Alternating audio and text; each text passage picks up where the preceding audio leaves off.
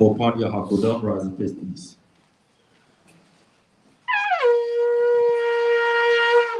Calling of the 12 tribes. Tribes to the east. Yawasa. Banyabia. Dan. Shema. Yasharala. Yahweh. Allah Hayanawa. Yahweh.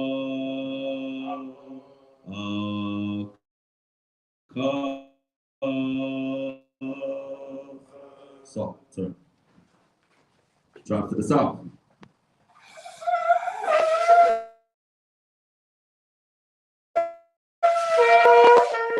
Shemaiah.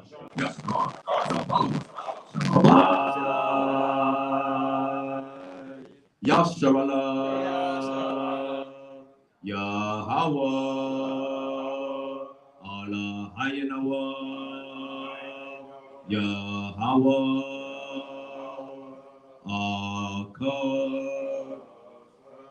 So, turn. Drop to the west. Gad. Ashar. Naphtali. Shammai. Yasharala. Yahweh. Allah Hayanawa. Yahweh.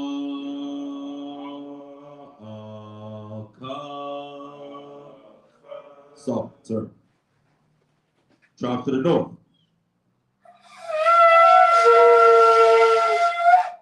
Robin. Yahweh. Lord Yah. Shammai. Yasharala. Yahweh. Allah Hayanawa. Yahweh.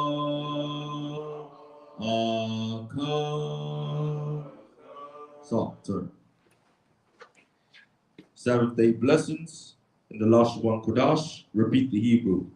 Blessed be Yahweh in the name of Mashiach Yahushai that gives us the Sabbath in peace. Barakatah Yahweh. Bahasham. Hamashiach. Yahushai. Hawa'ah. Natalanawa. Hashabbat. Bashalom. Blessed be Yahweh in the name of Mashiach Yahushai that gives us the law. Barakatah Yahweh. Bahasham. Hamashiach. Yahushai. Hawa'ah. Natalanawa. Hathorah. Blessed be Yahweh in the name of Mashiach Yahushai that gives us the light to see. Barakatah Yahweh. Bahasham. Hamashiach. Yahushai. Hawa'ah. Natalanawa. Ha'awor. Laka'ah. Blessed be Yahweh in the name of Mashiach Yahushai that gives us the ram's horn to call the people. Barakatah Yahweh. Bahasham. Hamashiach. Yahushai. Hawa'ah. Natalanawa. Ha'awor. Ha'ayah. Karan. Lakra'ah. Ha'ay. Blessed be Yahweh in the name of Mashiach Yahushai that gives us the olive oil to anoint Israel. Barakatah Yahweh. Bahasham. Hamashiach. Yahushai. Hawa'ah. Natalanawa. Hashaman. Zayat. Lamashak. Yasha'Allah. Book of Psalms, chapter 92.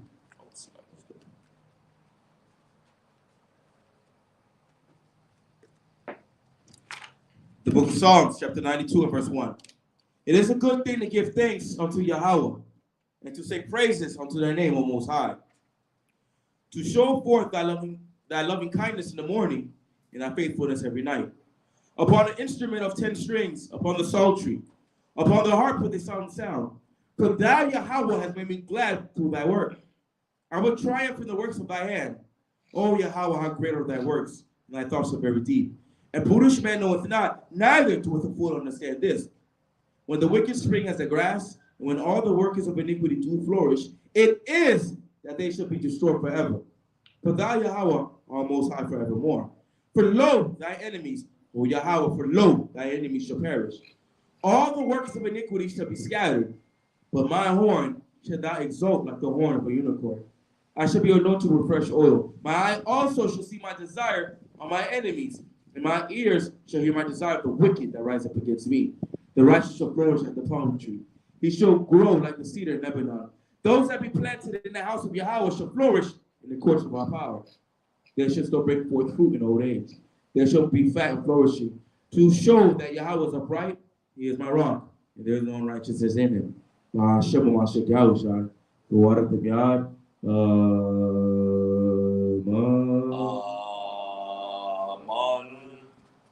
The Ten Commandments in the last one Kodash. Repeat the Hebrew. La'ah, Yahaya, Lakah, Alahai, Achorium, Aponya, La'ah, Ta'isha, Lakah, Pasah, Wala'ah, Taibada, La'ah, Talakwakwa, Sham, Yahweh, Bashawa, Zakar, Hayawam, Hashabah, Lakodashwa, Kabad, Abaka, wa amaka, la'a, thratazak, la'a, tana'a, la'a, tagana, la'a, ta'ina, shakur, la'a, takamad, kau, ashara, la ra'aika, bahasham, hamashiach, yahushai, thawar, tabyad, aman.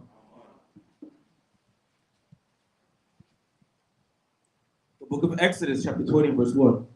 And Yahweh spake all these words, saying, I am Yahweh thy power, which I brought thee out of the land of Egypt, out of the house of bondage. Thou shalt have no other powers before me. Thou shalt not make unto thee any graven image or any likeness of anything that is in heaven above, or that is in the earth beneath, or that is in the water under the earth. Thou shalt not bow down thyself to them, nor serve them. For I, Yahweh, am a jealous power, visiting the iniquity of the fathers upon the children unto the third and fourth generation of them that hate me, and showing mercy unto the thousands of them that love me, keep my commandments. Thou shalt not take the name of Yahweh thy power in vain, for Yahweh will not hold them guiltless that taketh his name in vain. Remember the Sabbath day to keep it holy. 6 days shall I labor and do all that work, but the seventh day is the Sabbath of Yahweh thy power. In it thou shalt not do any work, thou, nor thy son, nor thy daughter, thy manservant, nor thy maidservant, nor thy cattle, nor thy stranger that is within thy gates. For in 6 days Yahweh made heaven and the earth, the sea, and all that in them is, and rested the seventh day. Wherefore Yahweh blessed the Sabbath day and hallowed it. Honor thy father and thy mother, that thy days may be long upon the land which Yahweh thy power giveth thee.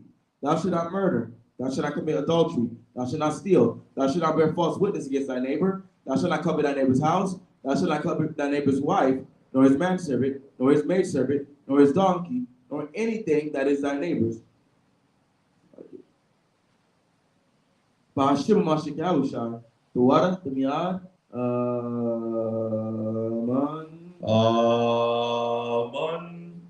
Psalms 121, last one Kodash. Repeat the Hebrew. Anasha, Ayininya, Ahoryam, Ma'ayan, Yahweh, Isaiah, Yahweh, Mayawa, Shaisha, Shamayim, Warataza, La'a, Yanatan, Lamawat, Ragalia, Yala'a, Nawam, Shashamaya, Hana, Yala'a, Nawam, Wala'a, Yashan, Shashawamar, Yasharala, Yahweh, Shamaria, Yahweh, Tazalia, Al,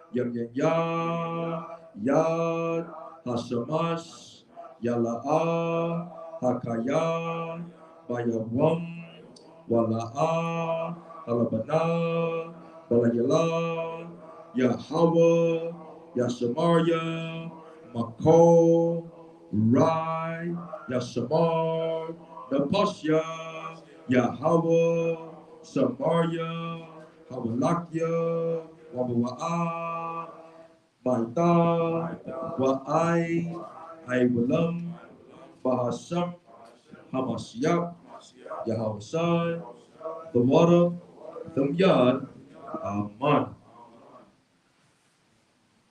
The book of Psalms, chapter 121, verse 1. I will lift up my ears unto the hills. I will lift up my eyes unto the hills. From whence cometh my help? My help cometh from Yahweh, which made heaven and earth. He will not suffer thy foot to be moved. He that keepeth thee will not slumber. Behold, he that keepeth Israel shall neither slumber nor sleep. Yahweh is thy keeper. Yahweh is thy shade upon thy right hand. The sun shall not smite thee by day, nor the moon by night. Yahweh shall preserve thee from all evil.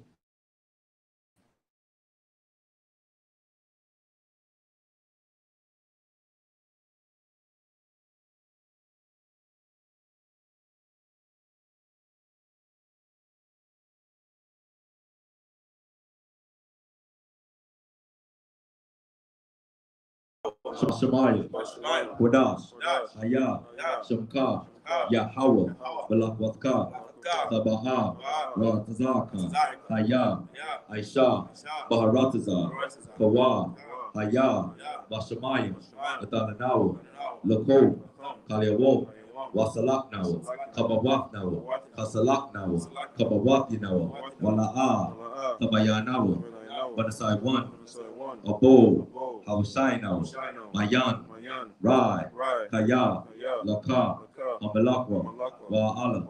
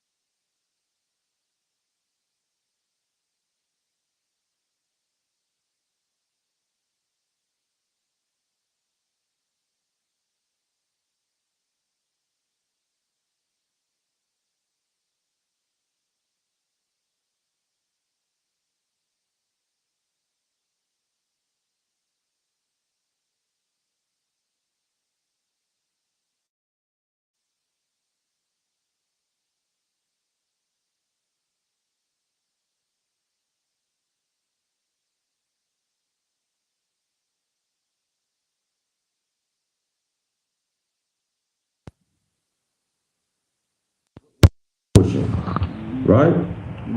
Where do we fit into all of this? But the Most High don't want to give us the crumbs. Right? He want to give us the loaf of bread. We're fighting for the crumbs because we think the position that we come from, we think that's good enough. But ultimately, man, the Most High wants to give us the loaf of bread. So due to the length of the portion, we are not going to do the pre-Shabbat class. So we're going to hop straight into the portion. Let's open up with Colossians chapter 3, verse 17.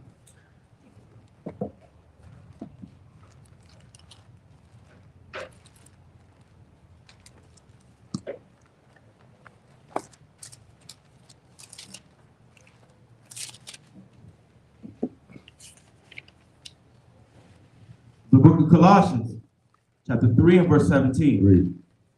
And whatsoever you do in word or deed, do all in the name of the Adonai Yahweh, giving thanks to the Most High and the Father by Him. God. So we know that this scripture, we just kind of summarized it with what would Yahweh Shai do, and coupling this with your fringes, it adds another layer to stop you from sinning when you feel like sinning. You first got to ask yourself, would Yahweh Shai do this? And then you look down and you got your fringes. Two things that should remind you not to go astray from the Most High God. And that's essentially what these scriptures do. These scriptures are supposed to build you up in spirit so that you can overcome your flesh. And when you look at that word overcome, it means to cast down, right? It means to destroy. So we have to destroy the wants of our flesh. We have to destroy those needs. And sometimes you have to kind of talk to yourself and understand, really, why is the Most High telling me not to do this? We now understand why the Most High tells us, right, not to eat unclean foods. It's because it destroys your health, right? It impairs your health in a certain way. So with something that you may be struggling with, although it may feel good, you really have to examine, why did the Most High say not to do it? We definitely know why the Most High said don't fornicate, because if you ever, had an STD, or if you living with a one that is killing you right now, you understand why. I think I've seen something on social media. I don't know the girl's name, but I guess it was this celebrity who now she been had HIV, but now she developed AIDS, and she had it for the past 10 years. And they were saying, a lot of celebrity men slept with this woman. Was she the one that lost the weight? And then Khan. Oh, the light skin one. Right, the light skin one, Khan. Right. So now, if you was a brother who dealt with her, your stomach probably turning. Your stomach probably turning, man, because now you got to think about that. Or did she get me? You know what I mean? So it's a thing to where we start to one thing we got to understand about the Most High: judgment doesn't just come right away. The Most High can catch you 15 years later, man. He can catch you 15 years later. And the same thing with a blessing. A blessing can come 15 years later. So the way our mind work is, if I make it through the night, I'm all right. Right? If I make it to the next day, I'm all right. Most I said, listen, your judgment coming in 5 years, man. Just when your life start to get good, there go the judgment. All right? You thought you was smooth sailing, but then there go the judgment. So when we read these laws, statutes, and commandments, when we get the understanding from these scriptures, let's apply it. Let's have that wisdom. All right, so yes, that's it. Scriptures. Okay, come. First is Isaiah 57, verse 20.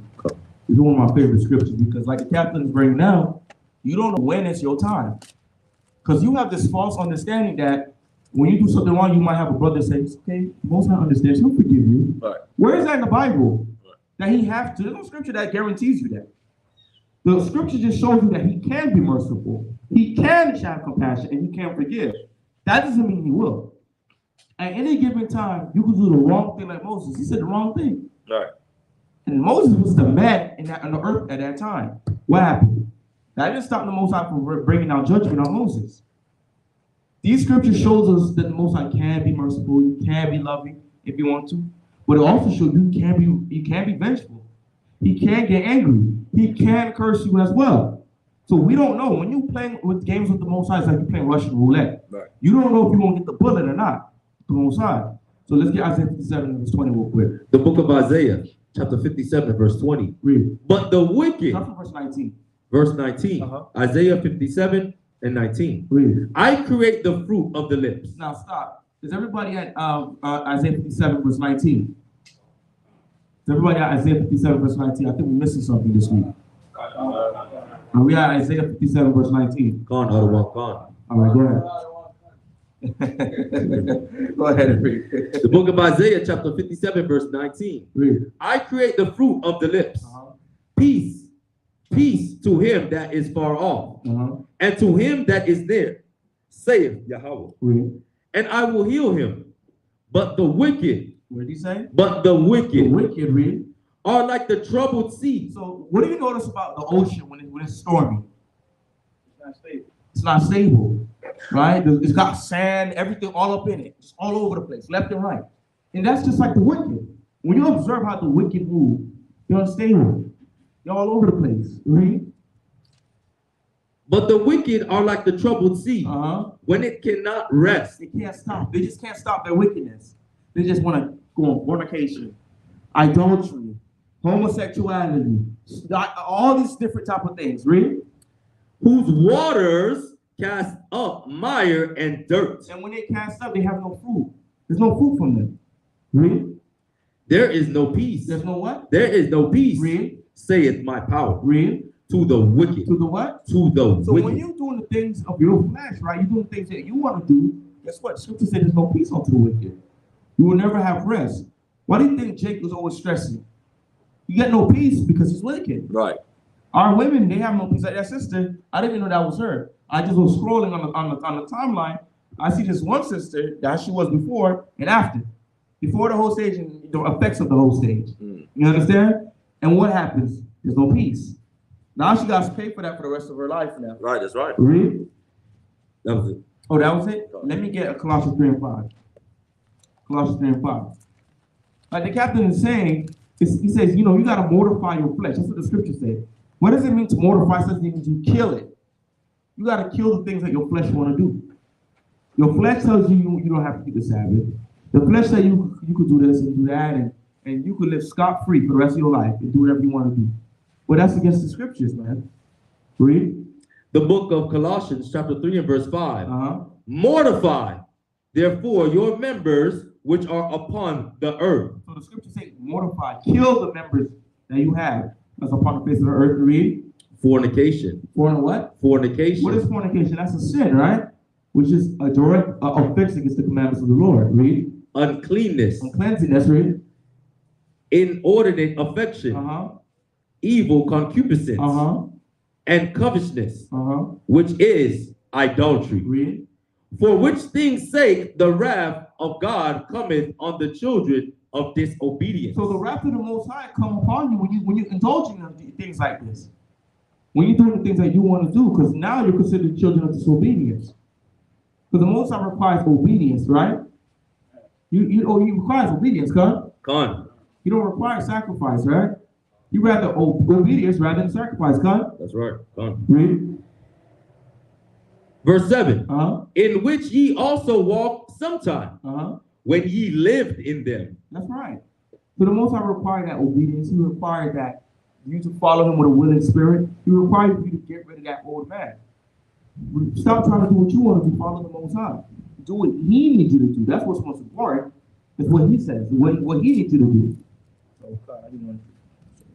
All right, so we're going to kick off Numbers 30.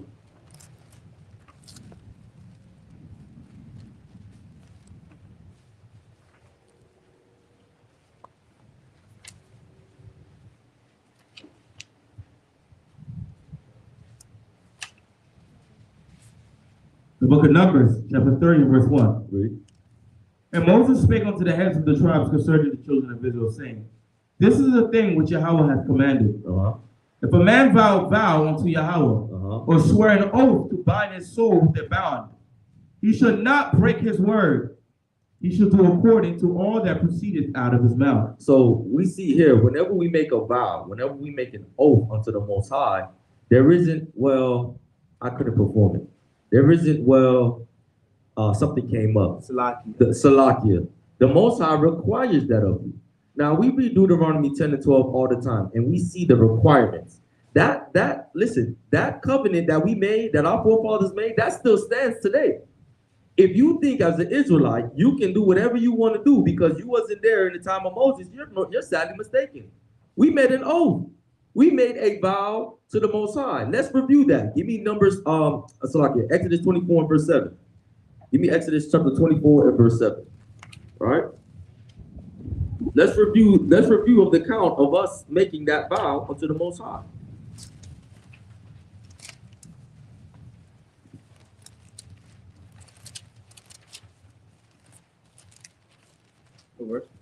Verse 7. Is everybody at Exodus 24 and 7?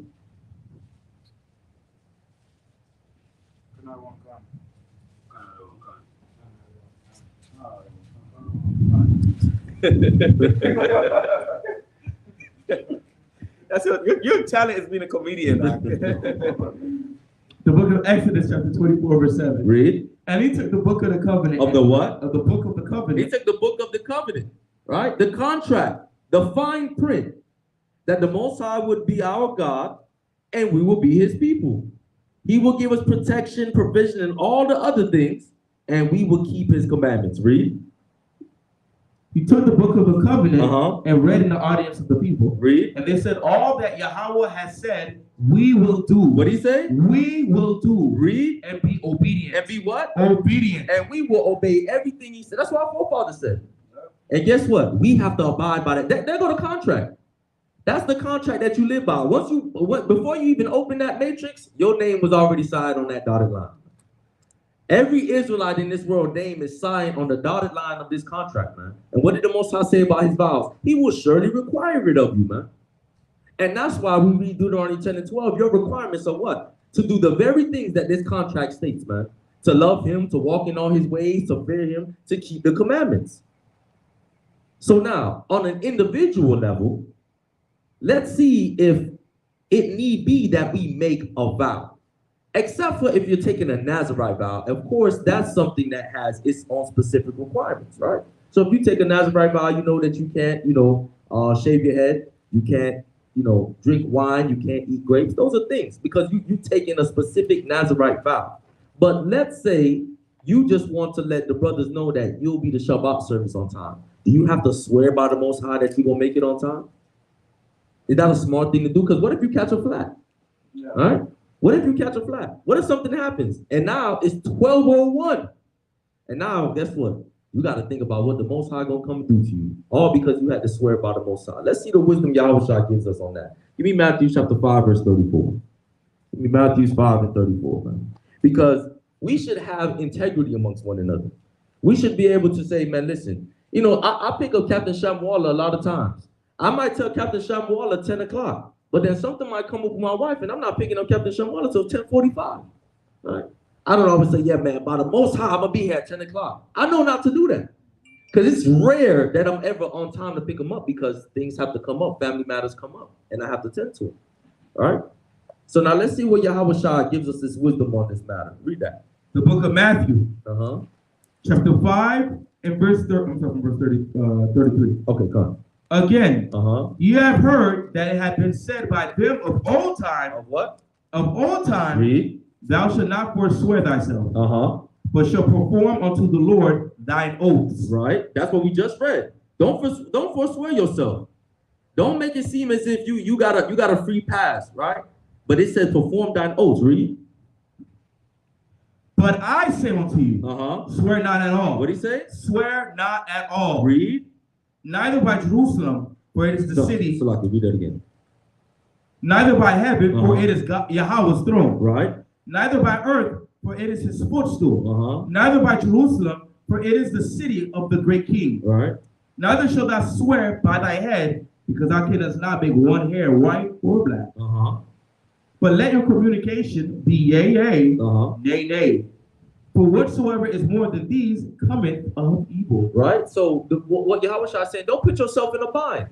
You don't know what tomorrow is going to bring. The Most High is in control. Your body don't even belong to you. So if you saying, I put it on me, right? Or like the brother say, I put it on my mama. Don't do your mama like that, man. Right? Don't swear by her name because the Most High owns her body also. What Yahweh Shah is teaching us is that have integrity. You say you're going to be somewhere, be there. That's why we always say Most High willing. This isn't a path to be lazy or a path not to be dependable, But it's saying don't go around swearing on to the Most High that you're going to do something and you don't know if you're going to be able to do it, man. Just say Most High willing, I'll try to be there, and then actually try your best. Don't say Most High willing and then don't try. You know what I mean? And then it's something very important that somebody needed you for, and you was like, man, I said Most High willing, but the whole time you had to finish out the fourth quarter of the 2K game instead of turning it off and leaving the house on time. Right? That's not what this means, man. What it means is have integrity, but don't put yourself in a bind by swearing to the Most High because it will be required of you. And if anybody wants to try to fight against that, why are we suffering through the curses still? If that covenant should have been done with, we didn't make that oath. I don't remember saying Khan in the wilderness, but I surely had to live the life of those curses, man. All right. So we see when you make a vow, make an oath to the Most High, He holds you responsible to it. Captain Asafi has something to say. You know, when you mentioned, you say like, I put that on my mom, and it reminded me of that picture with the Grim Reaper with the guy at the bus stop. Yeah. Like, yo, you said something on my daddy, and did it. Right. Exactly. You don't know because as we're gonna read through the 30th chapter, we're gonna see, man, when you're out here making vows on other people, guess what, man? That could be detrimental to that person. Right? But let's see exactly why we shouldn't be making these unnecessary vows. Give me Deuteronomy 23, verse 21. Give me Deuteronomy 23 and verse 21.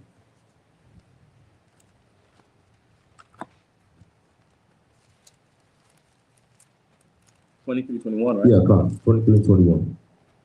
The book of Deuteronomy, chapter 23, verse 21. Read. When thou shalt vow a vow, so everybody at Deuteronomy 23 and 21. The book of Deuteronomy, chapter 23, verse 21. Read. When thou shalt vow a vow unto Yahweh thy power, thou shalt not slack to pay it. Thou shalt not what? Thou shalt not slack to pay it. Right? Don't be lollygagging, man. Because the Most High got way more time than you. You ain't got that much time, right? You gotta sleep, you gotta eat, you gotta take showers. The Most High, let's see, chilling. He got eternity. You the one that's pressed for time. So whatever you vow to the Most High, you better get on it. Read. For Yahweh thy power will surely require it of thee, and it will be sin in thee. It was what? It will be sin in thee. It's gonna be counted to you as a sin. Now, if we already know we dealing with the lust of our flesh, we dealing with this wicked world, why put yourself in another position to commit sin? Just let your yea be yea and your nay be nay. Don't put yourself in that bind, man, because you already dealing with a lot. Just say Most High willing and try your best. Give me Proverbs chapter. Give me Ecclesiastes 5 and verse 1. You have a precept? Yeah. Because what the wisdom that Yahweh Shai gave us, man, that can save your soul, man. That can save your soul. I know brothers, are familiar with the story in Judges 11. All right, when the brother vowed, if the Most High, delivered him, that whatever met him when he got home, he would sacrifice it to the Most High, and it was his daughter. Yeah. Right? It was his daughter. So, a lot of times we think that, our request is made stronger to the Most High if we vow. But just keep the commandments and ask in His name, in the name of His Son, man, and that's it. That's what the scriptures tell us. Keep the commandments and ask for the things that you need in the name of His Son. Got it? Fine. I'll read it for you. What is it? Sirach chapter 12, verse 13 and 14.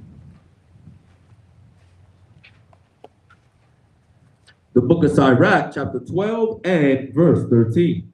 Who will pity a charmer that is bitten with a serpent? So what is a charmer? Somebody who charms a snake. What is that? What does he do? You pay the fool and do what? He entices the snake, right? And a lot of times it's a deadly cobra, right? Yeah. If a cobra bites you, what does happen? What happens to you? You die. You're gonna be on the delta going to the Most High in the spirit realm. So if the scripture's telling us who's gonna feel bad for a snake charmer, somebody who puts himself in danger, right? If somebody goes up in that roof and do a backflip off that roof, you gonna feel bad for them? No, you put yourself in a situation where harm could come your way. Right. Read. Or any such as come nigh wild beasts. So one that goeth to a sinner. Go on to what? So one that goeth to a sinner and is defiled with him in his sins. So stop. Let's take the first application of what the first verse is teaching us. Right? You don't put yourself in a position to break the God's commandment because nobody was going to feel bad for you. Right. If you put yourself in a position to make a vow to the Most High you cannot keep, when it's time for judgment to rain down, you think the Most High won't feel bad? No, you put yourself in that position. That's right. So this is why Yahweh Shai is teaching us, do not put yourself in a position to offend. Don't put yourself in a position to sin. And that goes, and you can take that with you in a lot of things that you do. If you know the Sabbath day is coming, you don't put yourself in a position to break it. Right. If you know you're dealing with something, you don't put yourself in a position to fall short. You don't put yourself in that position. That's what the scripture teaches us. Because in the end, when judgment gotta fall down, no one's gonna feel bad for you because you put yourself in that position. That's right. So, come, give me Ecclesiastes 5 and verse 1. You know, and that can, and as we look at these vows and this oath, it's really a contract, right? It's really a contract. So, like Cap just brought out, you know, that job that's trying to offer you Saturdays, don't take it, because now you're putting yourself in a position to break the Shabbat, all right? Oh, man, can you help me move on Saturday? Don't do it, because you know you got Shabbat, right? You know you got Shabbat. Oh, you wanna come out with me to Cracker Barrel, right? You ain't gotta eat nothing. Just come out, just vibe, man. I ain't seen it in a long time. Now that smell hitting your nose. Hey, let me get an order of the crab legs, right? You was just there to chill, but now you're over there eating unclean food. So like the captain said, Cajun flavor, right? The Cajun flavor. Don't put yourself in the position, man, to commit sin. Read that. Ecclesiastes 5 verse 1.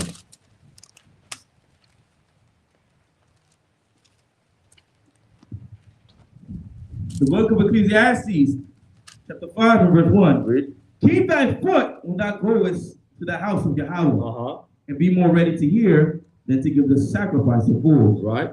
For they consider not that they do evil. Read. Be not rash with thy mouth. Be not what? Be not rash with thy mouth. Don't be quick to say something, man. When you're in a conversation with somebody, analyze the conversation. Wait till they finish their speech, because you might agree to something in the beginning of the conversation. Then you get to the end and be like, oh, I thought you were talking about, right? But then the whole time, they're taking you at your word. And now they like, man, you just was gassing me up. You were just telling me what I wanted to hear. Now what's the issue? Read. For they consider not they do evil. Uh-huh. Be not rash with thy mouth. Read. And let not thine heart be hasty to utter anything before Yahweh. Uh-huh. For Yahweh is in heaven, Right. and thou upon earth. Therefore let thy words be few. Read. For a dream cometh through the multitude of business. Uh-huh. And a fool's voice is known by multitude of words. Read. When thou vowest a vow unto Yahweh, Uh-huh. defer not to pay it. Right? Don't defer not to pay it. Don't say, yeah, you know, I made that vow, but the Most High understands. How many times we've been outside with our homeboys and we were just making vows by the Most High, left and right, man. I swear I ain't eat that last pair of chips, man. I swear I ain't take that man bite. I swear I ain't do this. I swear I ain't do that. Right? We were just swearing by the Most High, all type of stuff, man. Right? I swear to God this, I swear to God that. The whole time the Most High just like, boy, I can't wait till they read these scriptures. Because when they do, and they start talking like that, then I got something for them. But we was in ignorance. That was just something we did in our culture. And that's the thing about it. Everything, when you look back to our childhood, man, as we was foolish, everything we did was just sin. Everything we did was just sin, man. Left and right. And that's why understanding these scriptures, man, we got to really apply them. Let's not be like children and continue to make vows we know we can't keep. You read it? You know, you said like children do that. Right. Remember when I grew up, I'm gonna buy you a dinosaur. Right. Yeah, well, they can't do that. Just making all type of promises, man. You know you can't do it. Right? Until the reality city, you get older and be like, yeah, I don't know if I can do that now. Read. When thou vowest a vow unto Yahweh, defer not to pay it. Right. For he hath no pleasure in fools. Uh-huh. Pay that which thou hast owed. Right, he said, listen, man, I don't have no pleasure in food. Don't be foolish, man, and think that you ain't got to come and give me what's owed to me, man. That brother who had to sacrifice his daughter let you know the severity of it. If anybody would have reneged on his vow, it should have been him. Yo, I ain't sacrificing my daughter, man.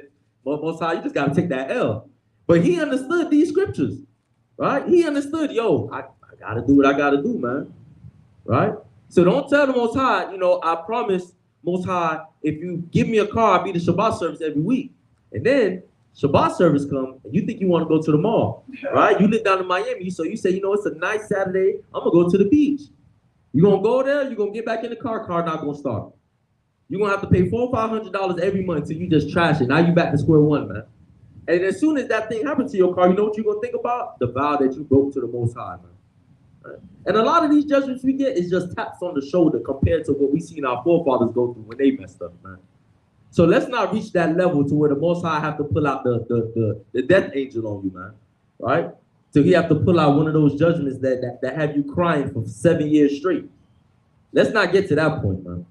Let's go back to Numbers 30. All right? So we understand, man, don't make vows, unnecessary vows. Like I said, a Nazirite vow, that's a necessary vow if you want to make it. But don't make unnecessary vows, man, to put yourself in a position to commit sin. Read, verse 3. If a woman also vow to Yahweh and bind herself by a bond, right, being in her father's house in her youth, and her father hear her vow, right, and her bond wherewith she has bound her soul, and her father shall hold his peace at her, then all her vows shall stand. Every bond wherein she has bound her soul shall stand. But if her father disallow her in the day that he heareth not any of her vows, or of her bonds wherewith she has bound her soul shall stand, and Yahweh shall forgive her, because her father disallowed her vow. So if there's a young woman in her father's house and she wants to make a vow, if her father hears it and say, I don't know what this girl talking about, right? She, you know, she might be emotional or something like that or whatever, something going on in her life, and she go ahead and make a vow. The father can come and disallow that, man, and say, no, but Most High, forgive her for this. She was speaking out of emotion or whatnot. That shows what? That we got to keep watch over our what? Over our house, right? We got to keep watch over our house. You think you can just let your children just run and do anything? I know they got this, they have this, I forget what the name of the YouTube thing is, but they have parents come down and they have strict parents versus free choice or free range parents.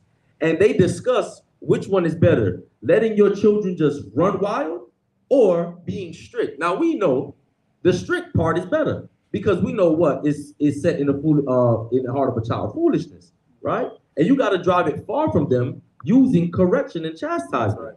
But these parents, of course, a lot of them are Edomites. They think that you have to let the children choose. They have to learn. Listen, he's 5. In his mind, there's no logic. There's just folly, right? To him, wiping makeup or paint on the TV is a good idea, right? That's a good idea. Drawing all on the walls is a good idea, man. Right? Throwing all the flour in the kitchen is a good idea. Taking all the cups out of the package is a good idea to them. And you want them to choose. They're 5. They're 5, man. You got to keep watch over your house. And what has Esau done today? He has taken that discipline out of a lot of our homes. Why? Because if the child pick up that phone and call 991 and say, my daddy just beat me with the switch, right? What they use down in Levi? What they done in Levi? Anything. Slipper, a pot, a pan, they probably get the dog on you, right? It gets you right, man. They probably get the dog on you, man, right? But Esau made it to where the child can pick up that phone and say, my mommy just hit me, and now you got to go to jail, right? Now you got to go and do this. And the child can determine what type of sex she is. Right? The child can determine what type of, Yahweh, I want to make a vow to you. I'm going to act like a man from this day out, right? As a father, you got to get up, give them a bun, and then ask the Most High, right? To forgive her, him or her. Because it's the same thing with a young man, right? But this is letting us know that we have to keep watch over our house. Keep reading. Verse 6. Uh-huh. And if she had at all an husband, right, when she vowed, or uttered out of her lips, wherewith she bound her soul, and her husband heard it, and held his peace at her in the day which she bound her soul, in the day that he heard it, then her vows shall stand, and her bonds wherewith she bound her soul shall stand. Mm-hmm. But if her husband disallowed her on the day that he heard it, then he shall make her vow, which she vowed, and that which she uttered with her lips, wherewith she bound her soul, of none effect, and the Lord shall forgive her. But every vow of a widow, Of a what? of a widow, This is a widow. This is a man. This is a woman who does not have a husband, right? Husband passed away. Read. and of her that is divorced, Right. wherewith they have bound her souls, shall stand against her. Now, if there's a woman who's a widow, don't have a husband, or divorced, doesn't have a husband, and she make a vow, that vow is on her. But if she makes a vow and breaks that vow, right, that guiltiness is upon either her father or her husband, depending on which household she's in. To let you know that, guess what? Who's responsible for these things? The head of the household, man. This comes with being the head of the household. A lot of brothers say, I'm the head. That's part of it, man. Now, sisters, it would be wrong for you to make a vow in the car before you go in the house so that your husband don't hear it, right? So that your father don't hear it. Knowing that if you break that vow, they would be responsible for it. If you really love your father, if you really love your husband, you're not going to make a vow behind his back. You're not going to agree to something without his knowledge. And that's just a simple thing. It's a quick phone call, you know, and it could be something small. One of your girlfriends asks you, oh, could you help me do something this day? Or could you do X, Y, and Z with me this day? Let me ask my husband first. You know, such and such asked me such and such. I just want to make sure we didn't have nothing planned or you didn't need me for anything. All right, nah, baby, you good. Go ahead and do what you got to do. It's just that simple, man. But if you want to overrule your husband and say, well, I can make my own choices. I can do this. I can do that. I'm not saying that you can't. Just run it by me real quick, right? Just let me know what's going on. Because most of the time, if you get in a bind and then now it turned into trouble, who are you looking to get you out of it? You're going to call my phone. Babe, I need you. Babe, this, I did this. Can you come and help me? Can you come and do this? Now you're like, dang, I didn't even know what was going on. And we see that a lot of situations where, you know, your woman will tell you, you know, I want to get a dog. Right. Get the dog. No, I ain't gonna take care of it. You know what to do. Exactly. Get a dog, then who gotta end up cleaning the feet? Exactly. That's a perfect example. They take on a responsibility and look for you to do it, right? Because the dog to them is just cute, right? They just want to take pictures of it. But as far as cleaning up that all that other stuff, right? Guess what? They want you to come and do it, man. Right? They want you to come and do it. They want the car with all the new features, and then they don't know how to use it, right? They trying to turn on the radio. Next thing you know, the windshield wipers going off, and they don't know what to do. Right now, they calling your phone. Right. Right. So we get to see, man. Don't put even your leaders in a position, man. And that's one thing that we teach here. Respect the higher rank. Don't do something as an officer, and now the captain of 100 is in council for what you've been doing for the past 5 months. Right? Don't get into things, and then the head, right, has to answer to what your foolish self did, man. That's not a wise thing to do. Consider the effect that it would have on the person who resides over you, man. The same thing with the parents. You want to go out there, you want to be selling drugs, you want to be doing foolishness. Who got to be crying at night when you in the jail cell? The old girl going to be crying, right? She going to be praying to the Most High to let you out. But guess what? Even though she crying, praying to the Most High still got to give you your judgment first, man. Right. If you got 1 or 2 years, you're going to do the 1 or 2 years. Her tears will dry up. But you got to get this work, man.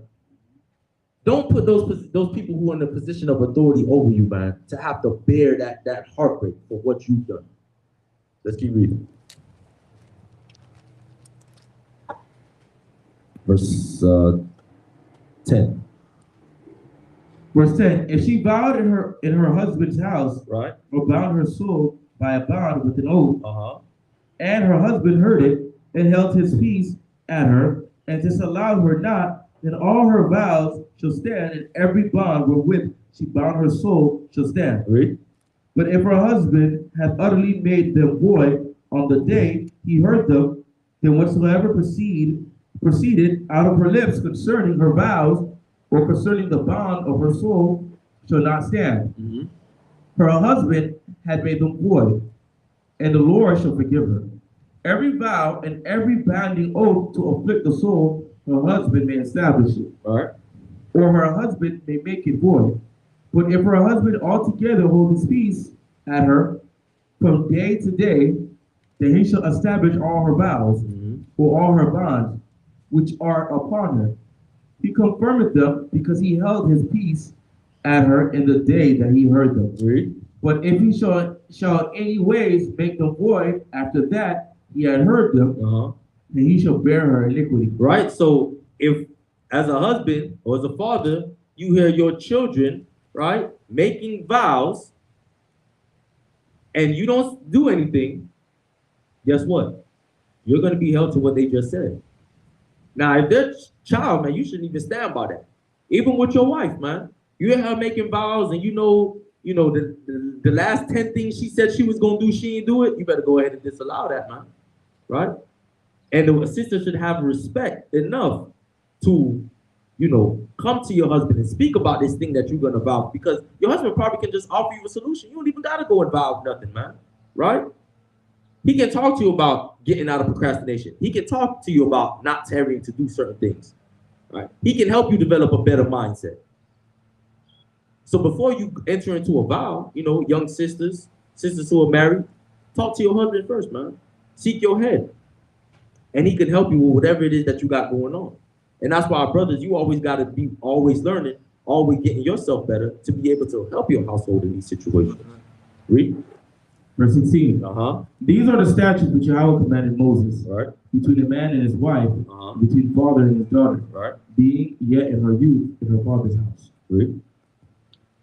And Yahweh spake unto Moses, saying, avenge the children of Israel of the Midianites. Say what? Avenge the children of Israel of the Midianites. The Most High is giving the children of Israel order. They say, yo, get vengeance on the Midianites. Let's see for what reason. Read.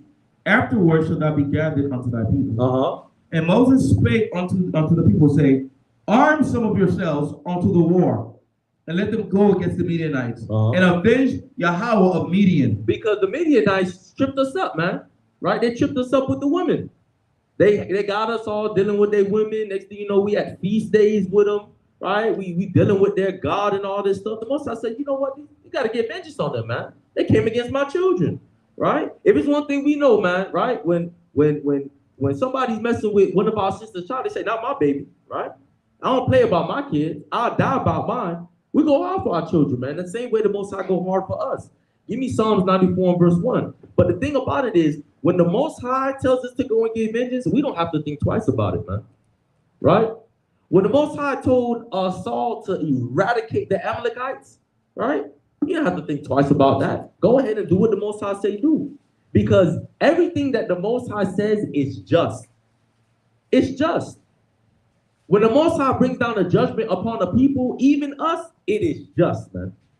So when the Most High says, hey, go out here, man, and avenge these Midianites, the Most High is bringing down just judgment on them, man. Because they sought to curse the blessed people of the Most High God. Read that. The book of Psalms, chapter 94 and verse 1. Read. O Yahweh power, to whom vengeance belongeth. To who? To whom vengeance belongeth. Right, vengeance belongs unto the Most High. That means that you don't have to go out here, man, and seek vengeance for yourself. You can't get better vengeance than the Most High, man. Right? Because if you, let's say you was back in those times and you wanted to get vengeance on Egypt, would you have thought to make a multitude of frogs come into all of their abodes? Right? Would you have thought to turn their rivers to blood? Would you have thought to have locusts eat up all of their food, kill their firstborn? You probably wouldn't have thought of that. Your mind don't stretch that far, man. But the vengeance of the Most High, those nations will feel it. They will understand the power, man, that you serve. But if you go and get vengeance, it's of none avail. Because all the news media got to do is say, Black Hebrew Israelites stormed the White House. Black Hebrew Israelites lined up with artillery faced towards white neighborhoods. All they gonna do is turn what? The vengeance that we trying to take and flip it and make it seem like we what? We just exactly what they said, man. Nothing but violent hoodlums. But when the Most High take vengeance, there is no ABC News, right? There is no power grid. Everything is finished, man. America is destroyed. They're not gonna have any news broadcasts to try to twist the story. It's our time now. That's the only story that is going to be. It's the time for Jacob, man. Because for the beginning of the world, right, it's for Jacob, man. And the end thereof is Esau, man. Give me Nahum chapter 1 and verse 2. Give me Nahum 1 and verse 2. So don't look to seek to take vengeance, man. Take back your heritage. That's what you take back, right? That's what you go and get. Don't go and get vengeance, man. Go and get your heritage back. Put on the full armor of God. That's how you fight this battle. And let the angels, man, take care of our enemies. Let Yahushua take care of our enemies. Let the Most High give us those spiritual powers to go and take care of our enemies, man. Let's wait till we united to go ahead and make that stand. But don't go ahead and jump the gun, man. Don't go ahead and jump the gun. Nahum 1 and verse 2. Come.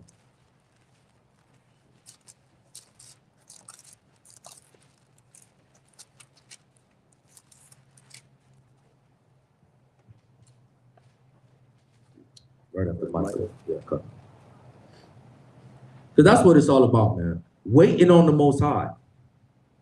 Right? Waiting on the Most High. When something happens in the neighborhood, right? Now, if somebody's trying to take your life, you're going to defend yourself. But if something happens in the neighborhood, you're going to call the police. And you wait on the police. And they come and they go ahead and they do whatever they got to do. Because if you take it in your own hands, they're going to say, well, why didn't you call us first? Right? This is a matter that the police has to handle. This isn't for you to take upon yourself. Same thing with the Most High, man. Let the authority deal with it. Read that. The book of Nahum, chapter 1, verse 2. Read.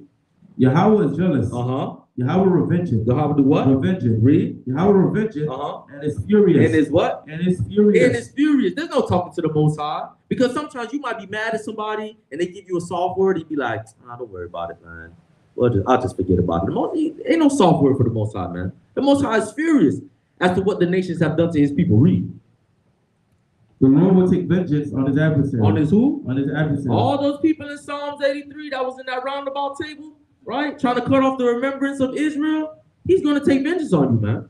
Right? Moab, you got it coming. You think you're going to continue to take over my people over down there in Jamaica? No, sir. Right? It's not going to happen, man. You're going to have to look towards the Benjamites, man, and kneel. Right? For all the French who think they could come over in Haiti and reminisce when they used to have it, man. You have to bow down to the Levites, man. All right? Same thing go for our brothers down there in South America, man. You think the Spaniards, you think you could come over there and just waltz up and down Cuba, right, as if it's yours? No, man, you're going to have to bow down to the Danites, man. Because the Most High is furious, man. You ever did something out of anger? I'm pretty sure today you like, dang, I ain't gonna lie, man. One time I got super mad, I did X, Y, and Z. That's why I gotta control my anger today. Because when I get mad, I do this. We all done something when we was fire hot, man. And that's probably something we regret, man, because we didn't, at that point, we didn't care about what nobody had to say. No sorries, no my bads, none of that mattered, man. All we were seeing was red. Read. And reserveth wrath for his enemies. He reserved that wrath for his enemies. Lord, white man think he getting away? La. Chinese man think he getting away? La. Right? Japanese man think he getting away? East Indian man think he getting away? Not getting away, man. The Most High reserved that wrath for his enemies, man. Because all you guys have perpetrated is false idols throughout the whole earth and not recognizing the one true God, the God of Israel. All because you wanted to keep his people ignorant. That's why they don't acknowledge the Most High. Because they would have to say that he's the God of Israel. Right? Well, who's the Israelites today? They couldn't come up with a convincing argument that it's Amalek. So they just created idols, man, and just said, let's just confuse everybody. But now we're coming back to this truth, and that's why that truth has made us free, man. It made us free from following these false religions. Let's go back.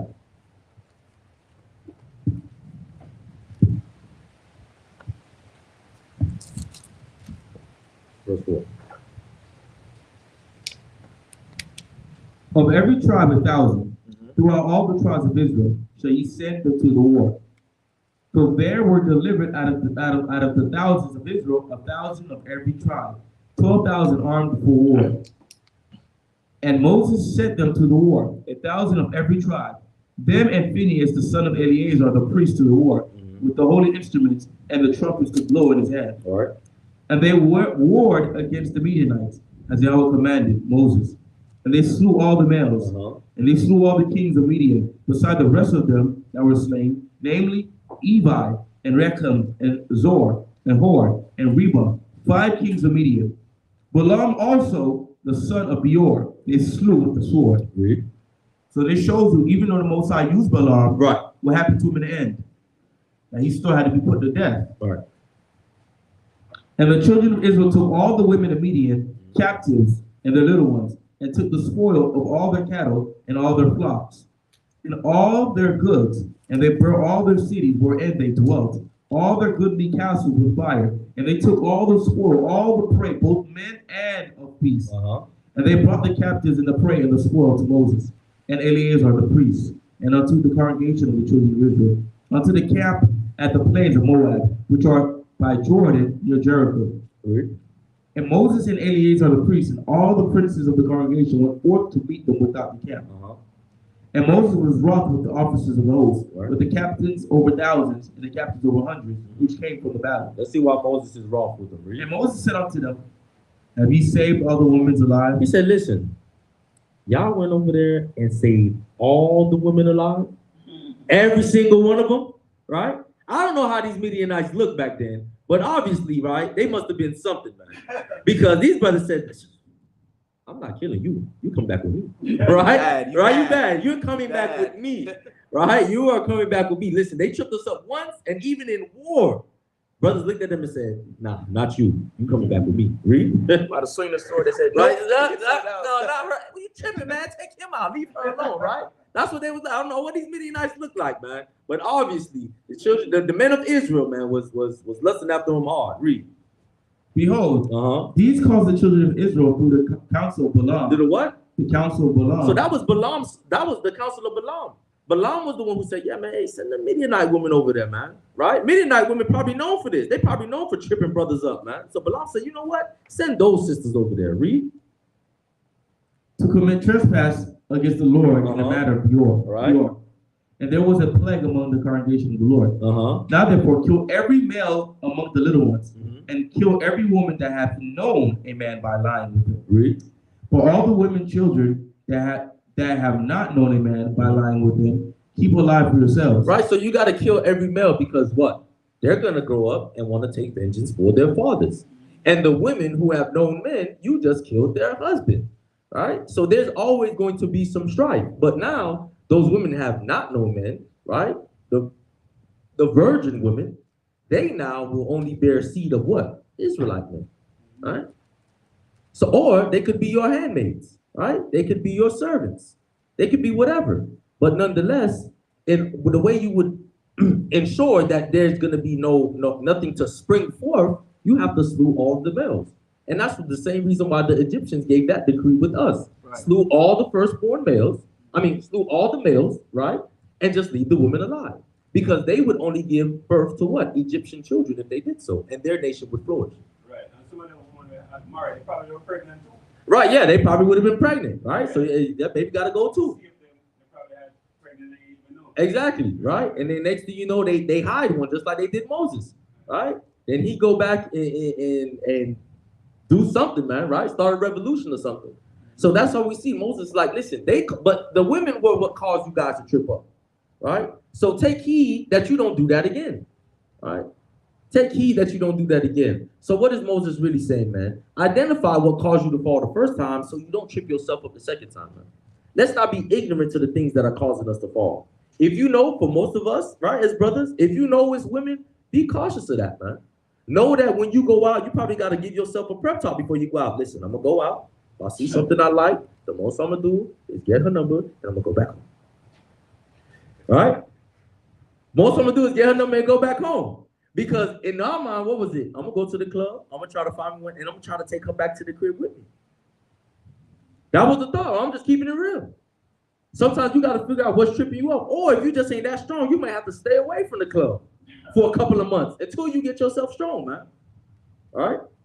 So just like Moses is wrong, man, the Most High is wrong when we continue to let that one thing just trip us up, man. In this case, it just so happened to be women. So it's a lesson to take from this. Keep reading. And do ye abide without the camp 7 days? Whosoever hath killed any person, and whosoever has touched any slain, purify both yourselves and your captives on the 3rd day. And on the 7th day, and purify all your remnant, and all that is made of skins, and of all works of goat's hair, and all things made of wood. And Eleazar the priest said unto the men of war, which went to the battle, this is the ordinance of the law, which Yahweh commanded Moses. Only the gold and the silver and the brass and iron, the tin and the lead, everything that may abide the fire, you shall make it go through the fire, and it should be clean. Nevertheless, it should be purified with the water of separation. And all that abideth not the fire, you should make go through the water. And ye shall wash your clothes on the seventh day, and ye shall be clean. And afterward ye shall come into the camp. Right. So we see that after we conquer a land, right? After we conquer the people, and we take the spoils, these things have to be cleansed, man. Now it's the same way how in the world you might have made music, right? Now, the lyrics, of course, are not of Torah. The lyrics, of course, are enticing to do sin. But that doesn't mean you throw away your natural gift to make music, but you do have to clean it up, right? You do have to wash it. You have to make it clean. You were speaking about guns and fornication and murder. Now you got to speak about, keeping the Sabbath day, right? Having your fringes on. We see these things in Israel. Brothers who used to make worldly music now making righteous music. So it's not to say that you have to, it's nothing from your old life is useful. You just now have to fashion it in a way where it is useful for bringing back the 12 tribes of Israel. Give me Ephesians chapter 4, verse 21. Give me Ephesians 4 and 21. And that's how we got to look at it. Now, if there's things that you just know you can't take into the truth, that is just, there's no place for it, throw it away, right? Utterly destroy it. Cast it down. Leave it behind. All right? But your cooking skills, you can bring that with you. Just don't be cooking up the pork, right? Used to make the good jerk pork. Guess what? Now make the jerk chicken, right? You make the good stew pork. Guess what? Now make the good stew chicken. That's all you got to do. You got to fashion it to serve the Most High. Do that. You used to buy real, and now you buy goat. With the same money, yeah. Bring your money over, right? I'm still waiting for you to bring the goat for the new moon. Yeah, he don't want to bring it. He know it's about $15 a pound, man. You want to see a grill instead of the goat. The book of Ephesians, chapter 4, verse 21. Read. Tell me, ye that desire to be under the law, Right. do ye not hear the law? For it is written that Abraham had two sons. No, that's Ephesians 4:21. No, Ephesians 4:21. So like, So like, my first time using this Bible. All right. The book of Ephesians, chapter 4, verse 21. read. If so, be that ye have heard, Right, speaking about Yahushua, read. and have been taught by him, Uh-huh. as the truth is in Yahushua, Right. that ye put off concerning the former conversation, the old man, Uh-huh. which is corrupt, according to the deceitful lust. Right. The old man is corrupt, man. Because everything we thought was cool to do in our younger days, we then realized, damn, I was going off, man. When you really look back at your life, you really can sit down and just mark all the things that you used to do and find a law that speaks against it, man. All right? But we were deceived. We were deceived in our lust. We thought that this was living the good life. We thought that we was living good. We was living right. Read. That you put off concerning the former conversation, the old man, Uh-huh. which is corrupt, according to deceitful lust. Right. And be renewed in the spirit of your mind. Uh-huh. And that you put on the new man, Right. which after Yahweh is created in righteousness and true holiness. All right, and that's the thing about it, man. Once you put on that new man, you have to make sure that whatever you're doing, man, is in righteousness and holiness, right? Because every work is going to be tried by that fire, man. Just like you had to put that tin and that metal, right, and that lead and that silver and that gold through that fire, man, to burn out the impurities. All right? Your works are going to be seen. Either they're going to be pure or impure, man.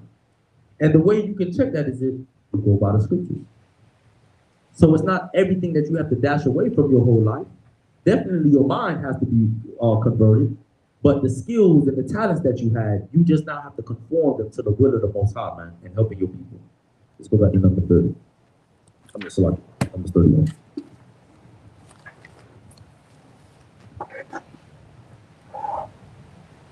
Verse 25. And Yahweh spake unto Moses, saying, take the sum of the prey that was taken, both of man and of beast, thou and Eleazar the priest, and the chief fathers of the congregation, and divide the prey into two parts, between them that took the war upon them, who went out to battle, and between all the congregation. And levy a tribute unto the Lord, of the men of war which went out to battle, 1 soul of 5,000, both of the persons, and of the beeves, and of the donkeys, and of the sheep. Take it of their half, and give it unto Eleazar for a heap offering of Yahweh. And the children of Israel's half, thou shalt take 1 portion of 50 of the persons, of the beeves, of the donkeys, and of the flocks, of all manner of beasts, and give them unto the Levites, which keep the charge of the tabernacle of Yahweh. Hallelujah. And Moses and Eleazar the priest did as Yahweh commanded Moses. All right. And the booty being the rest of the prey, which the men of war had caught, was 600,000 and 70,000 and 5,000 sheep, threescore and 12,000 beeves, threescore and 1,000 donkeys, and 30 and 2,000 persons in all, of women that had not known by man by lying with them. And the half which was the portion of them that went out to the war was in number 300,000, 7 and 30,000 and 500 sheep. And Yahweh's tribute of the sheep was 600 and threescore 15. And the beeves were 30 and 6,000, of which the Yahweh's tribute was threescore and 12. And the donkey were 30,000 and 500, of which Yahweh's tribute was threescore and 1. And the persons were 6,000, of Yahweh's was tribute of 30 and 2 persons. And Moses gave the tribute which Yahweh heave offering unto Eleazar the priest. And Yahweh commanded Moses and the children of Israel half, which Moses divided from the men that warred.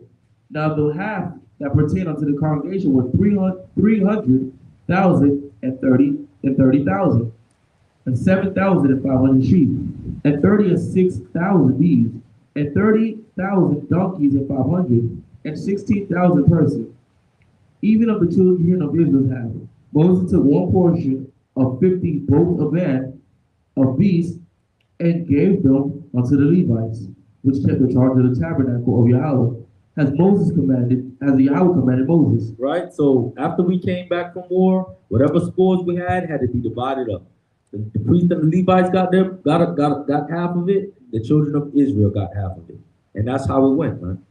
All right? So it was none, well, this was me. I got this. I slew this man. And, I took his golden whatever, right? Or his silver whatever. Nah, man.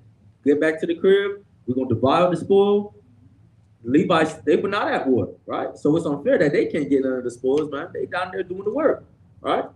So they still have to get theirs, and then we get ours, man. Just to show you how the Most High had a spirit of togetherness and brotherhood, man, and equality amongst the children of Israel, right? In a sense where, everybody's going to get a piece. Nobody's going to be left out, right? Even though the Levites don't have an inheritance of land, they still are taken care of by their brethren, and the Most High ensures that, man. No Israelite is unworthy in the Most High's eyes, man, that they can't receive a piece of the pot.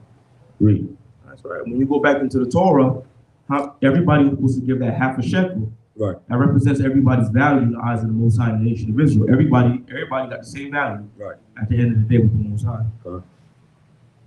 And the offers, which were over 1,000 of those, the captains of thousands and captains of hundreds, came near unto Moses. And they said unto Moses, Thy servant has taken the sum of the men of war which are under our charge, and there lacketh not one man of them. What did it say? Lacketh not one man of them. Listen, man, went to war, ain't nobody died. All right? Nobody died, man. You already know we're on cloud 9 at this point, man. Right? Everybody came back. You already know it's a whole lot of stories going on right now, man. You know what I mean? Probably some brothers exaggerating. We don't know. But you know how Israel get, right? Especially Benjamin. I already know. Benjamin's story was wild. But they slew one man, but to them it was 10,000. All right? But nonetheless, man, it's a great thing to know that our power is so great that we could go out to war and not lose one person. Man. One person. Right? That's a feat that no other nation in the world can say, yeah, we went to war and didn't lose nobody. Good thing Esau ain't make no movie like that yet, even though he took that from the Bible. Exactly, right? No, but you know what, though? He'll make the main character beat up 30 people in the hallway, right? Right? He got that idea. He'll make the main character beat up 30 people in the hallway, man. Moab do that too, right? It's 100 people with swords. He got one sword. He slew all of them, right? I don't know how he does it, right? But that's how they make it seem, man. But listen, we're the only nation that can brag about it. We can say, man, listen, in our history, we went to war one time against the Midianites, and not one of us died. That's the only thing. We're the only nation that can brag about something like that. Read. We have, therefore, brought an oblation for Yahweh. Right. Where every man hath gotten of jewels, of gold, chains, bracelets, rings, earrings, and tablets to make an atonement for our souls before Yahweh. And Moses and Eleazar took the gold of them, even all wrought jewels, and all the gold of the offering that they offered up to Yahweh, of the captains of thousands and the captains of hundreds, was 16,750 shekels. For the men of war had taken spoil, every man for himself. And Moses and Eleazar the priests took the gold of the captains of thousands and hundreds, and brought it into the tabernacle of the congregation, for a memorial for the children of Israel before Yahweh. The book of Numbers chapter 32 verse 1. And the children of Reuben and the children of Gad had a very great multitude of cattle. And when they saw the land of Jazer and the land of Gilead, that behold, the place was a place for cattle. And the children of Gad and the children of Reuben came and spake unto Moses and Eleazar the priest, and unto the princes of the congregation, saying, so, just to give, a little fun fact, you notice this is the same spirit Reuben and Gad had over here. Because what type of areas did they live in when they were in the Americas? No, I mean like what type of Plains. The plains. Oh, plains. Like you didn't see them like in the swamp, like they'd be in plains, in grasslands. A lot of times what type of cattle, what did they used to eat? Like cattle. Right. They used to follow buffalo and bison, etc. You see that's the same spirit that they have right here. The children of Gad and children of Reuben came and spake unto Moses and Eleazar the priest, and unto the princes of the congregation, saying, Ataroth, Dibon, Jazer, Nimrod, Heshbon, Eliah, Shebon, Nebo, and Beon, even the country which Yahweh smote before the congregation of Israel, is a land for cattle, and thy servants have cattle. Wherefore said they, if we found grace in thy sight, let this land be given unto thy servants for possession, and bring us not over Jordan. You say what? And bring us not over Jordan. Isn't that the whole thing, right? Isn't that the commandment? The Most High said we got to go over Jordan, right, and possess the land. But Reuben and Gad is saying, yo, listen, we good right here, man. Let us just vibe right here, bring us not over Jordan. Now, it seems as if they're complacent with completing 10% of the mission, right? What about the other 90%? And what about all the other tribes? Where are they going to vibe at? Because this is kind of the same spirit when, you come into the truth, you done went to a couple Shabbat services, now you're ready for Yahweh to come. Well, hold on. What happened to the other brothers, man, that didn't hear the word yet? You ready to go, right? But what if Yahweh would have came a week before you heard the truth, right? And you would have been destroyed in your wickedness, man. So we got to be patient in this thing. We can't just say, well, I'm good. I'm vibing over here. I've been here 5 years, man. I done read Torah 5 times. I'm good. I got a wife. I got a couple sons. I got some daughters. I just bought me a house, a car. I'm good. I'm chilling, man. Yahweh come right now. I'm good, right? I did what I had to do. But yet, your brothers and sisters are still in darkness, man. Right? That's a selfish spirit to have. And Moses is gonna, unpatriotic. Right, yeah, unpatriotic. And Moses is going to address that, right? Moses is going to address, because right now, man, listen, Moses already knows, right, that he's not going to go into the land. So Moses is letting everybody have it at this point, man. All right, Moses ain't dealing with the foolishness no more, man. He going to check you right there at the front door. So let's see how he deal with Reuben and Gad. Read. And Moses said unto the children of Gad and to the children of Reuben, shall your brethren go to war, and ye sit here? Right, bruh. So we finna go over there and find y'all just finna be chilling. Right? Vibing. Over here, wondering, I wonder who won today.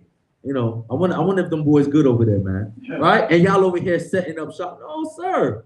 That's not gonna happen like that, man. That's just like when brothers want to come in and you just want to sit down. No. So you just gonna sit down and then all the other brothers gotta do the work? You don't want to do nothing?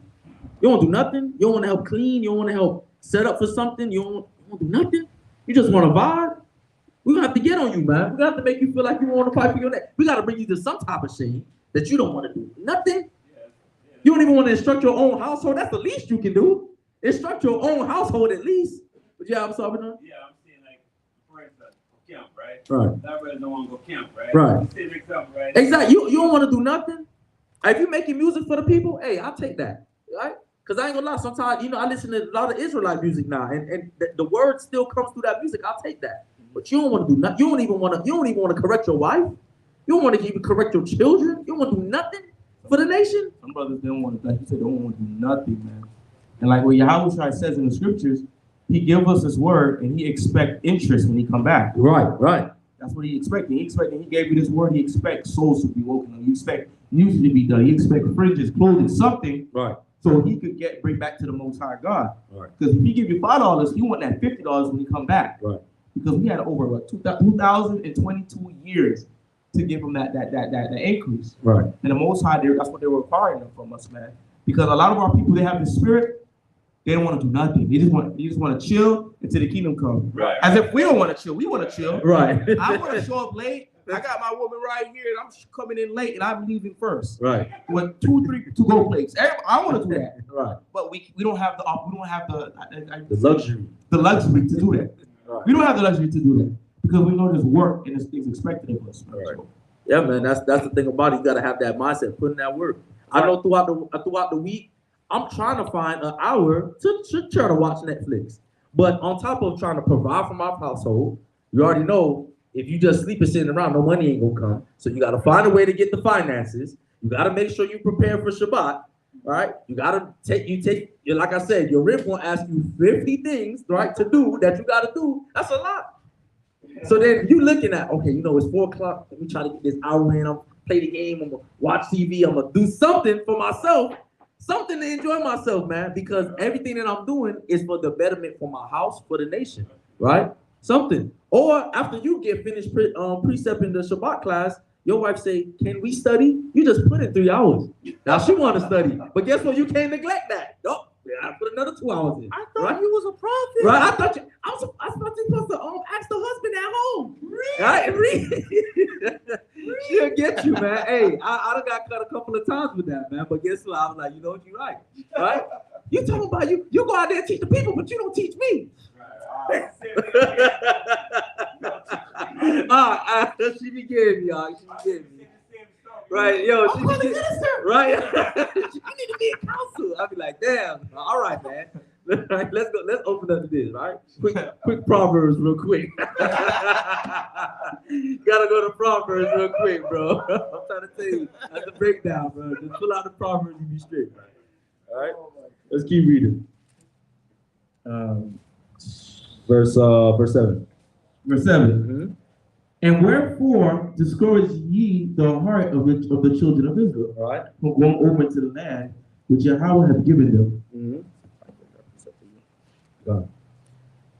So yeah, Moses is saying, listen, that's going to be discouragement. They're going to look back and say, hey, why they chilling? Why they just sitting over there? Just like if you new to the congregation, you come and we ask you to join the camp, but you notice there's been brothers that's been here a year, 2 years. You like, what they got going on? Why they ain't out there teaching? You might be discouraged. You might be like, man, maybe it's something I don't know, right? Maybe these brothers got some type of cult going on. I don't know, right? Maybe they got some weird stuff going on, man. I don't want to go ahead and do that. Maybe it's too much. Maybe I won't have my life anymore. You don't. I'm just be honest with you. Your life is over to the Most High now. You ain't got no life no more. If you do get some free time, all praises. But that is a luxury at this point. Read. Oh, you had what you had? First Chronicles 5:18. I can read it. All right. The book of First Chronicles, chapter 5, verse 18. Read. The sons of Reuben and the Gadites Right. and the half tribe of Manasseh, of valiant men, Uh-huh. men able to bear buckler and sword, Right. and to shoot with the bow, Uh-huh. and skillful in war. Yeah. Yo, that's we leaving out a lot of key men, right? A lot of times the Southern Kingdom, we're trying to fight to see who's the top fighters. Right. We're not even accounted in this. It's really Gad and Reuben and Manasseh. They're really top dogs in fighting. Right. So Moses already know. It's like anybody ever been in a fight? Anybody been in a fight in the neighborhood, or like get any type of beef or anybody like that, like in the world? Gun. Imagine you got that one dog, right? The two homeboys who you know is bumping. Right. They're known for fighting, and you got to go against this other neighborhood over here. But those two, they don't show up. Right. Y'all not gonna want to go fight them because Right. those are the key players right here in this fight. Exactly. They're decisive in this battle. So Moses knows if Reuben and Gad don't go and they know how to get down, everybody gonna be like, well, if they don't want to go, shoot, we're not going if they don't go. Right. Right. Because we're gonna lose without them. Right. So that's the mentality of our people. Listen, I get you a breakdown one time. So one time, we at the beach, and it was this neighborhood who we didn't really have beef with them, but it was kind of like we see them. If somebody was to say something, then it's whatever.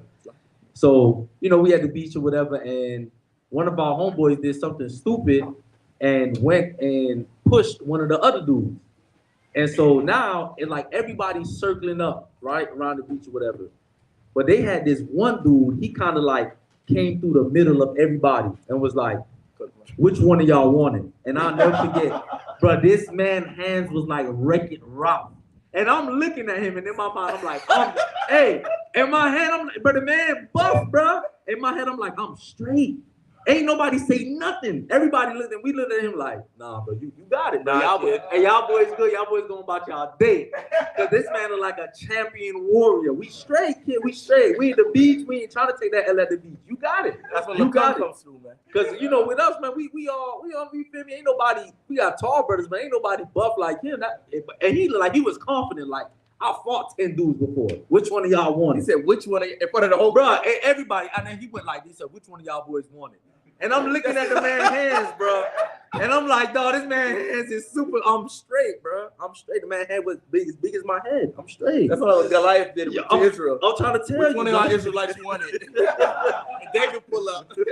I'll never forget that, bro. So, yeah, man, listen, when you they one person, you know, and the way they were standing, they knew he was coming. Right? They was confident. They're like, oh, all we gotta do is call. I don't know his name, but all we gotta do is call him. Right? Because they were just standing there just looking at us like, we know y'all don't want to smoke with him. Yeah. And they just went on about their way. Our champion versus your champion. Right? I think somebody on my side was like, hey, I ain't gonna lie, man. I apologize on his bad. Y'all boys go y'all boys go ahead, man. Right? Y'all boys go ahead, man. Because buddy was like a champion warrior, man. So let's just go to show you, man. If he wasn't there, probably we would have been more confident to, you know, go ahead and squabble. But he did it that straight off rip. So you know, his censor had more frank. I'm trying to tell you, boy. Verse 8. Verse 8. Thus did your fathers when I sent them from Kadesh Barnea to see the land. Right. And when they went up to the valley of Eshcol and saw the land, they discouraged the heart of the children of Israel, that they should not go into the land, which Yahweh given them. Right. And Yahweh's anger was kindled at the same time. He swore, saying, surely none of the men that came out of Egypt from 20 years old and upward shall see the land which I swore unto Abraham, unto Isaac, and unto Jacob, because they have not wholly followed me, save Caleb and the son of Jephunneh, the Kenizzite, and Joshua, the son of Nun. And they have wholly followed the other one. And Yahweh's anger was kindled against Israel, and he made them to wander in the wilderness 40 years, until all the generation that had done evil in the sight of Yahweh was consumed. Right. But behold, you are risen up in your father's stead, an increase of sinful men, to argument, yet the fierce anger of Yahweh toward Israel. Right. For if you turn away from after him, he will yet again leave them in the wilderness, and ye shall destroy all these people. So he made Gad and Reuben feel bad, man. He said, listen, if y'all stay here and don't come and fight with y'all brethren, all y'all gonna do is make the Most High do what he did to our forefathers before, man, and have us die in the wilderness again. Right? Exactly, 40 years. Because now, you not wanting to go take the rest of the land that was promised to us, that's a spirit of unbelief. Probably they was like, man, listen, we done fighting. Probably they was carrying the load every time we go to war. So they like, you know what? I see Benjamin over there, you know, he jerking it up. What they do in Call of Duty, what they call it, they camping. Right? Benjamin over there camping, man. Right? Reuben and Gad taking out everybody. They're like, man, we done with that, man. We done fighting everybody, man. But you know what? At the end of the day, man, the Most High blessed them with that skill. That's a spirit of unbelief that y'all having right now. Because Moses compared it directly to what our forefathers did, man. So on a serious note, yes, even though, guess what? You may have to pull out all the precepts. You know, when the brother up there teaching, you might have to save the brothers to pull out the precepts. You may have to do a little bit of extra work. You may always be that one doing it. But guess what? You still can't turn around and say, man, I'm always doing all this work. I'm done with that, man. Nah, you got to continue to do it, man. But hopefully, that be to the brothers to step up, man, and get right. Hopefully, that be a calling to the brothers, man, to pick up that slack. Because that's just only going to make us stronger, man. Read.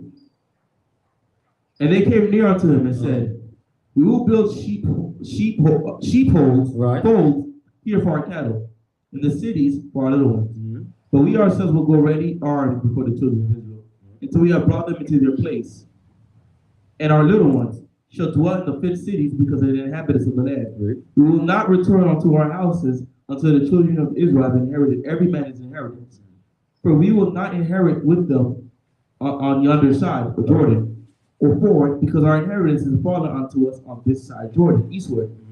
And Moses said unto them, if you will do this thing, if you will go armed before Yahweh to war, and will go all of you armed over Jordan before Yahweh until he have driven out his enemies before him, right? And the land be subdued before Yahweh, then afterwards he shall return, and be guiltless before Yahweh and before Israel. And this land shall be your possession before Yahweh. But if he will not do so, behold, you have sinned against Yahweh. Right? And be sure your sin will find you out.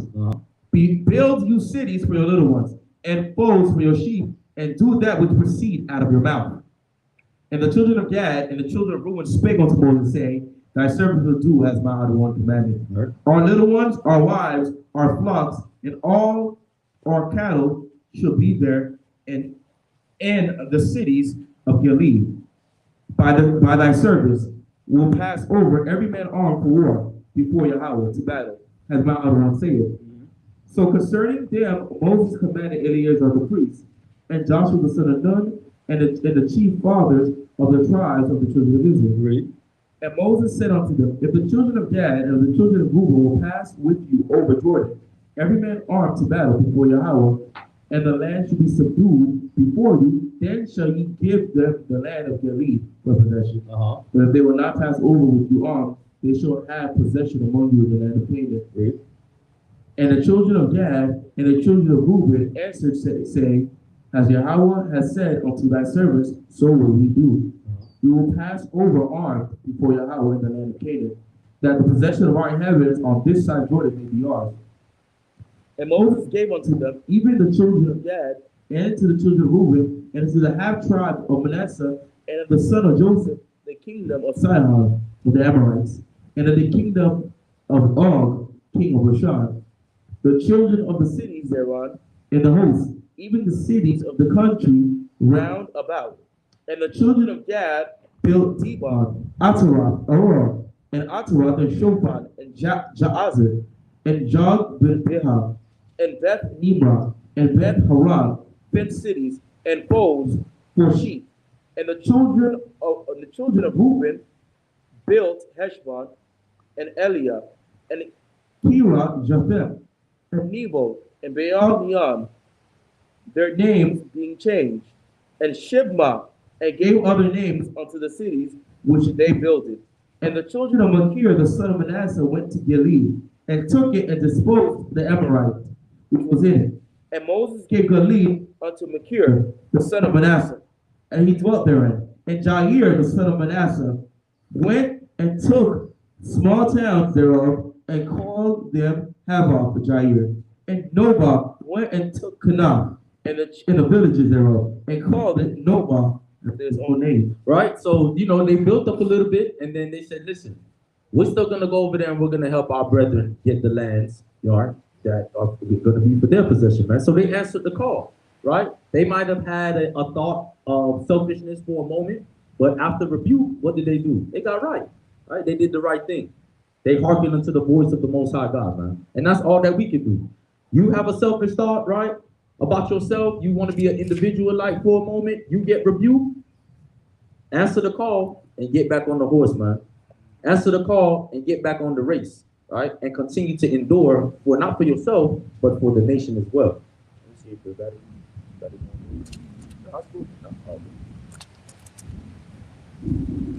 The book of Numbers, chapter 33. The book of Numbers.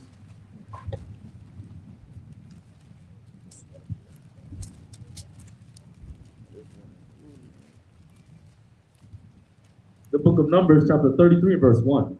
These are the journeys of the children of Israel, which went forth out of the land of Egypt, with their armies under the hand of Moses and Aaron.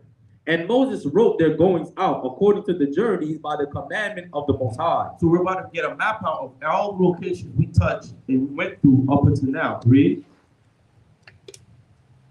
And these are their journeys according to their going out. And they departed from Ramses in the first month, on the 15th day of the first month. All right, so what's the first month? What's the 15th day of the first month? Well, I should say the 14th day of the first month. Passover, what's the 15th day? That's a Feast of Unleavened Bread. So what day did we leave Egypt?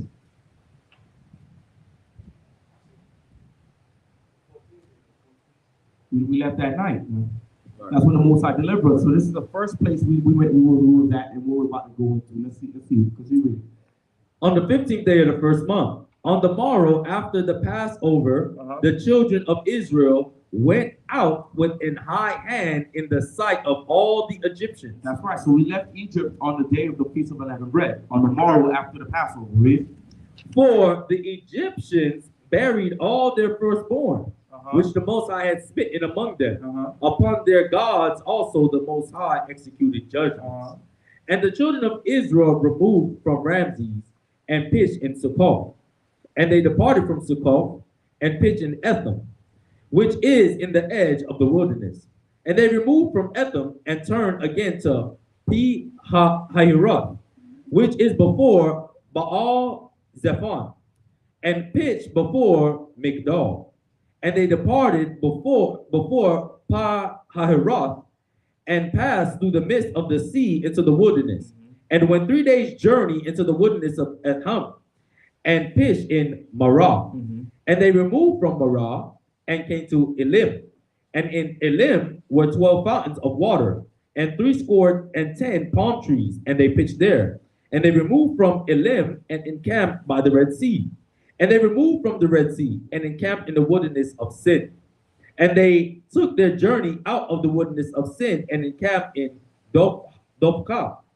And they departed from Dophkah and encamped in Alush. And they removed from Alush and encamped in Rephidim, where was no water for the people to drink. And they departed from Rephidim and pitched in the wilderness of Sinai. And they removed from the desert of Sinai and pitched at Kibroth Hatavah. And they departed from Kibroth Hatavah and encamped in Hazeroth. And they departed from Hazeroth and pitched in Rithmah. And they departed from Rithmah and pitched at Ramon Perez. And they departed from Ramon Perez and pitched in Libnah. And they removed from Libnah and pitched at Rasah. And they journeyed from Rasah and pitched in Kehelahath. So stop. So we went through a lot of places so far, right? Was it our travel up until now? Was our travel supposed to be this long? It shouldn't take that long to get to Egypt, right? But let's get Deuteronomy. I want you to start from verse 1, 8 and 1. Deuteronomy 8 and 1. It wasn't supposed to be that long. The whole time the Most High is doing this, right? He gave us a strict diet, right? Give us strict instructions. It's to see who's really his and who's not. And he's going to do that again in the wilderness again. That's right. Most High going to test our hunger. He's going to test our obedience. He's going to test your brotherhood. He's going to test your sisterhood. And he's going to see, what are you about? Because we always say this a lot. When you, especially when you know what brothers that's courting, you know the scripture what comes out, right? You have to, when you have a friend, you have to what? You have to prove them. And that's something that the Most High even do as well. When we come into the truth, what do you got to prepare for? Start with a T. It starts with a T. Tribulation. Yeah, move on. If thou come, my son, if thou come to serve the Lord, prepare thyself for temptation. What is temptation used for? To try you. That's what it is. To tempt you. So the Most High is making us go through a trying process right now. Because he knew what our people was going to do. It wasn't like we didn't know. Most High knew it. And he already wrote, he was the one that wrote the script. He could have made it go another way and make us go straight into the land. But he had to see who's really is and who's not. Go ahead and read that for me. The book of Deuteronomy, chapter 8, verse 1. All the commandments which I command thee this day, this day shall ye observe to do, that ye may live and multiply, and go in and possess the land which Yahweh sware unto your fathers. And thou shalt remember all the way which Yahweh thy power led thee 40 years in the wilderness. Because we went through all these areas. There's still more we're going to go through for the 40 years. It wasn't supposed to be 40 years. The shot took less than a year for us to walk from Egypt to Israel. You understand? Realistically, part of Egypt is part of the land the Most High promised Abraham. Majority of the Middle East belongs to Israel. If you actually look at the what the Most High instructed Abraham, Go ahead. And thou shalt remember all the way which the Most High led thee these 40 years in the wilderness Read. to humble thee. To what? To humble thee. To what? To humble us. That's why he made us go through it. A humbling process. Because we didn't know what it meant to really be a nation of people. Right. The work it took to be a nation of people. A lot of our people, they have this idea. You notice that with our people. Our people will go somewhere when everything's already done versus build it up from the ground up. Right. People where you just want to be a millionaire and not put the work to be a millionaire. A lot of our people want abs, but they want to go to the gym and get abs. We want the fruit, but we don't want to go through the work of it to get the fruit. And this is what it taught us, man. That it takes work to be a nation. It takes work to serve the Most High. It takes a drive to want to serve the Most High. It's not easy. Read. To humble thee and to prove thee. To do what? Prove thee. Read. To know what is in thine heart. The purpose is to see what's in your mind. Is he really your power or are you your own power? Read. Whether thou wouldest keep his commandments or no. That was the purpose. To see if you was going to keep those commandments or not. That's why he gave us all those obstacles. And one thing we know about the Most High is the one that sealeth instruction in man. Does he not? Let me give you an example. Let me get 2 Chronicles 18, verse 8. 18. Let me show you an example in the scriptures. Now, when the scriptures say the Most High, turneth the heart of the king, he brings it whatsoever he would. The Most High is the one that do that. The Most High is the one that put inspiration in man to go do certain things. So when these Midianites are doing what they're doing, it's not them. You got to look at it in the spiritual aspect. The Most High used them as a tool to try with Israel. That's the only thing he did. When the Most High had that Egyptian curse Israel, he put that spirit in him to do that, to see what we're going to do. Are we going to curse? Yeah, that's the Most High. Yeah, who's the God of Israel with them? Or are we going to put the hands on this Egyptian and then put him to death? The Most High puts these obstacles in your life to see what you're going to do. When your wife is acting up, who's really doing that? The Most High is making her do that to see what you're going to do and how you're going to handle it. When you lose your job, when things aren't going right, who's doing that? The Most High is doing that to see what you are going to do. Are you going to apply the commandments in that situation? Go ahead and read it. The book of 2 Chronicles, chapter 18, verse 18. Again, he said, wherefore the word of the Most High I saw. Salakia. Again, he said, therefore hear the word of the Most High. I saw Yahweh sitting upon his throne. This is the spiritual realm, right? And all the host of heaven standing on his right hand and on his left. Everybody at 2 Chronicles 18:18? Because this is a scripture you can use if somebody talking about some fallen angel nonsense. Everybody here? All right, good. And the Most High said, who shall entice Ahab? So the Most High is asking, who can entice this king, right? Who can make the situation happen? Because right now he's setting up a situation to happen. Read. Who shall entice Ahab, king of Israel, that he may go up and fall at Ramoth Gilead? So he wants this guy to die tomorrow. Read. And one spake, saying, after this manner. The angel said, maybe I'll become a hurricane. I'll just cause his palace to fall down. Read. And another saying, after this manner. Maybe I'll go into the spirit of a lion and go kill him. Right. Read. Then there came out a spirit, which stood before the Most High, and said, I will entice him. He said, I'm going to make this happen. Read. And the Most High said unto him, wherewith? How? And he said, I will go out and be a lying spirit in the mouth of all his prophets. So he's going to become this spirit is going to manifest himself as a lying spirit in the mouth of the prophets, right? Kings seek the mouth of the prophets for instruction. So these prophets, they're going to be manipulated by the hands of the Most High to give incorrect prophecy and instruction to this king to cause him to fall short and die, right? Even though he was wicked. No. He wasn't righteous. I'm just letting you know right now. But the Most High could use man to make certain situations happen upon the face of the earth. Right. So the Most High is the one who's been doing this the whole time behind the scenes. But he's doing that to see who's his and who's not. To weed out the tares from the wheat. That was the purpose. Let's go right back to where we was at in Numbers. God, that's a great point, man. Seeing how the spirits move, man. You can imagine all the other questions the Most High asking, and those spirits that are stepping up. All right, saying I'll go and do this, I'll go and do that, because you know we do get used to seeing it as a physical thing, or she just acting up, or this just ain't going right. When it could be. Now we know that the Most High is the one orchestrating these things to see how you're gonna respond. Watch it. And not to get on my boy. Like when Abaddon, most of I would say, who would make Abaddon mad this Shabbat? Right. I know. Let's make come fall asleep.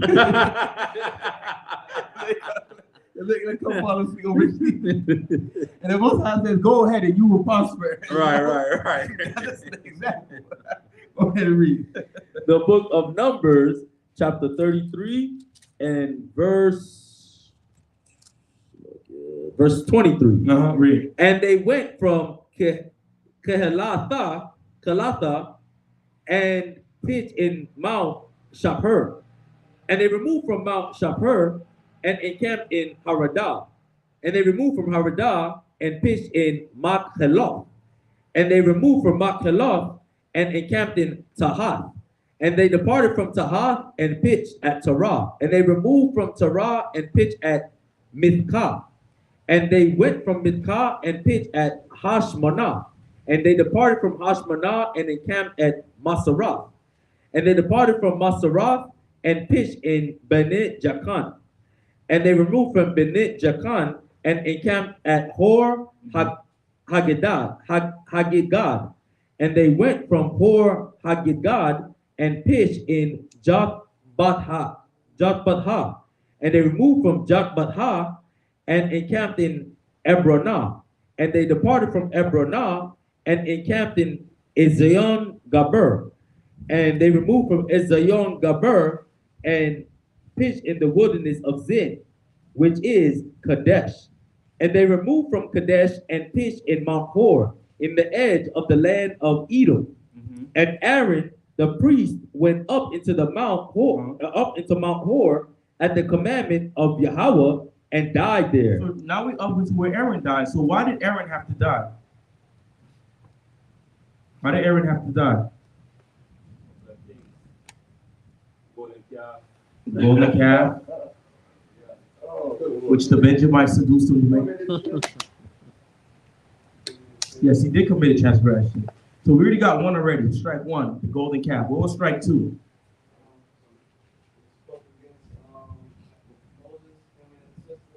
That's strike two. Strike three. What was strike three?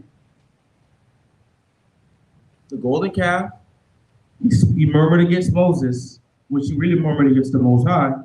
What's strike three?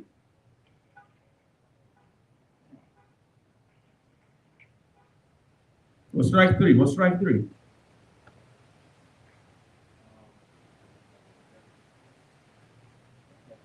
We just went over it. This is why Moses is about to have to die. That's very vague. What's strike three? What I'm gonna do, I'm gonna get a shoebox, right? And I'm gonna put the graveyard on. Every time a brother be going off with the short portion, I'm gonna take your shirt, I'm gonna put it in there, man. It's gonna be called the graveyard. What did Aaron do? It had to do with the water. It had to do with the people. It had to do with instruction. What did Aaron do? Aaron wasn't supposed to smite the rock. Aaron failed to do something as a high priest.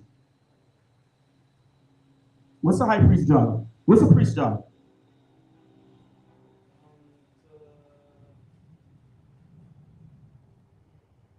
Woo! Gosh.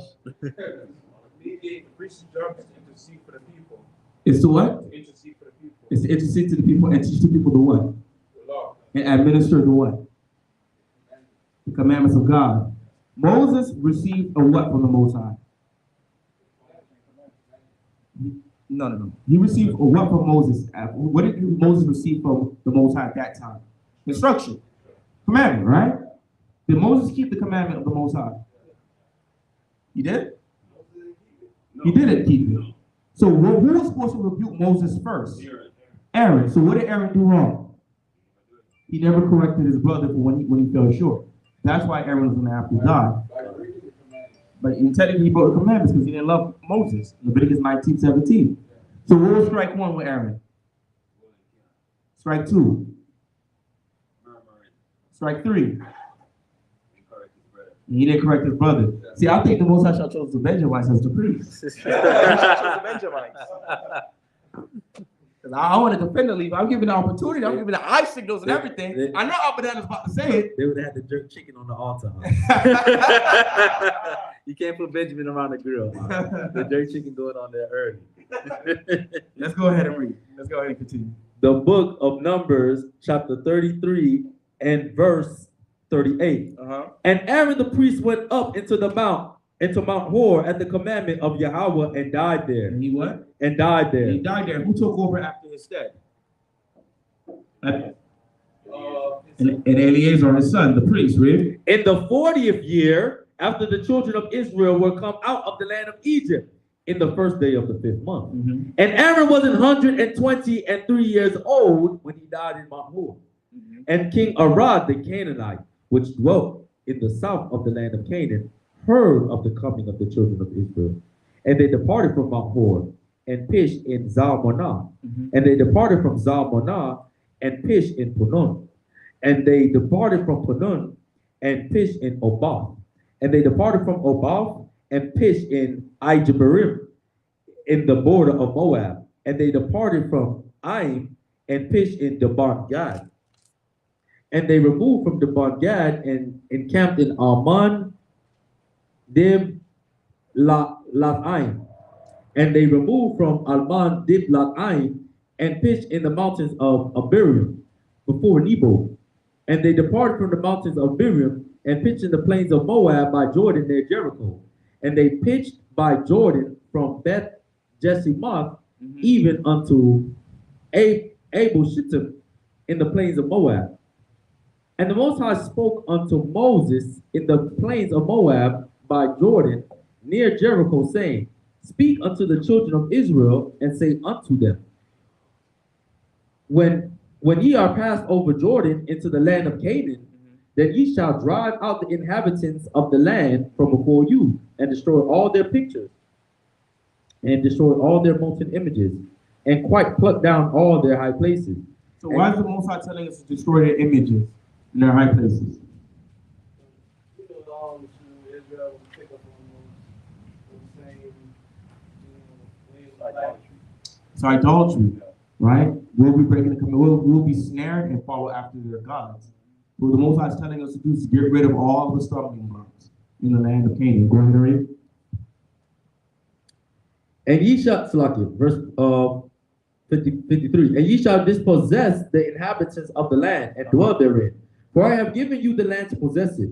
And ye shall divide the land by lot for an inheritance among your families. And to the more ye shall give the more inheritance. And to the fewer ye shall give the less inheritance. So we went over this last week. What does that mean? What does that mean? We went over this last week. Let's read that again.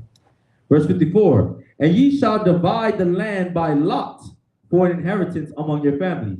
And to the more ye shall give the more inheritance. And to the fewer ye shall give the less inheritance. What does that mean? The bigger tribe going to get more, and the lesser tribe going to get less. Exactly. So if the tribe of Zebulun only have 50 men, do they need the whole county of Broward County? They don't need that. Right? They probably need like a small city, like the city of Margate or something of that nature. Go ahead and read. Every man's inheritance shall be in the place where his lot falleth.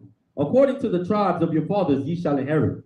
But if ye will not drive out the inhabitants of the land from before you, then it shall come to pass that those which ye let remain of them shall be pricks in your eyes, and thorns in your sides, and shall vex you in the land wherein ye dwell. Read. Moreover, it shall come to pass that I shall do unto you as I thought to do unto them. Read.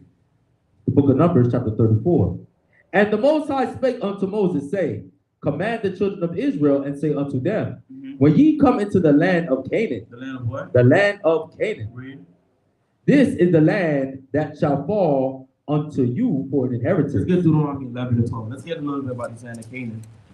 So the Most High tells us our land is called the land of Canaan. One thing we always got to remember, the Most High, yes, he gave us the earth to rule, right? But he gave other nations their own inheritance, right? He didn't give us the the luxury of taking other nations in inheritance, like how Edom takes everybody's inheritance. He gave us the land of Israel, the land of Canaan only. And this is something he promised to us before we even hit the scene. He promises to us. Because the land of Canaan is the land that the Most High cherished the most out of all lands upon the face of the earth. Believe it or not, one of the most wars that has been fought is over the land of Israel. Because symbolically, whoever's in the land of Israel is who runs the earth. It's who God is with. Rather, he's the false God in his heathen's mind or not. Whoever's in the land of Israel, that's who God is with.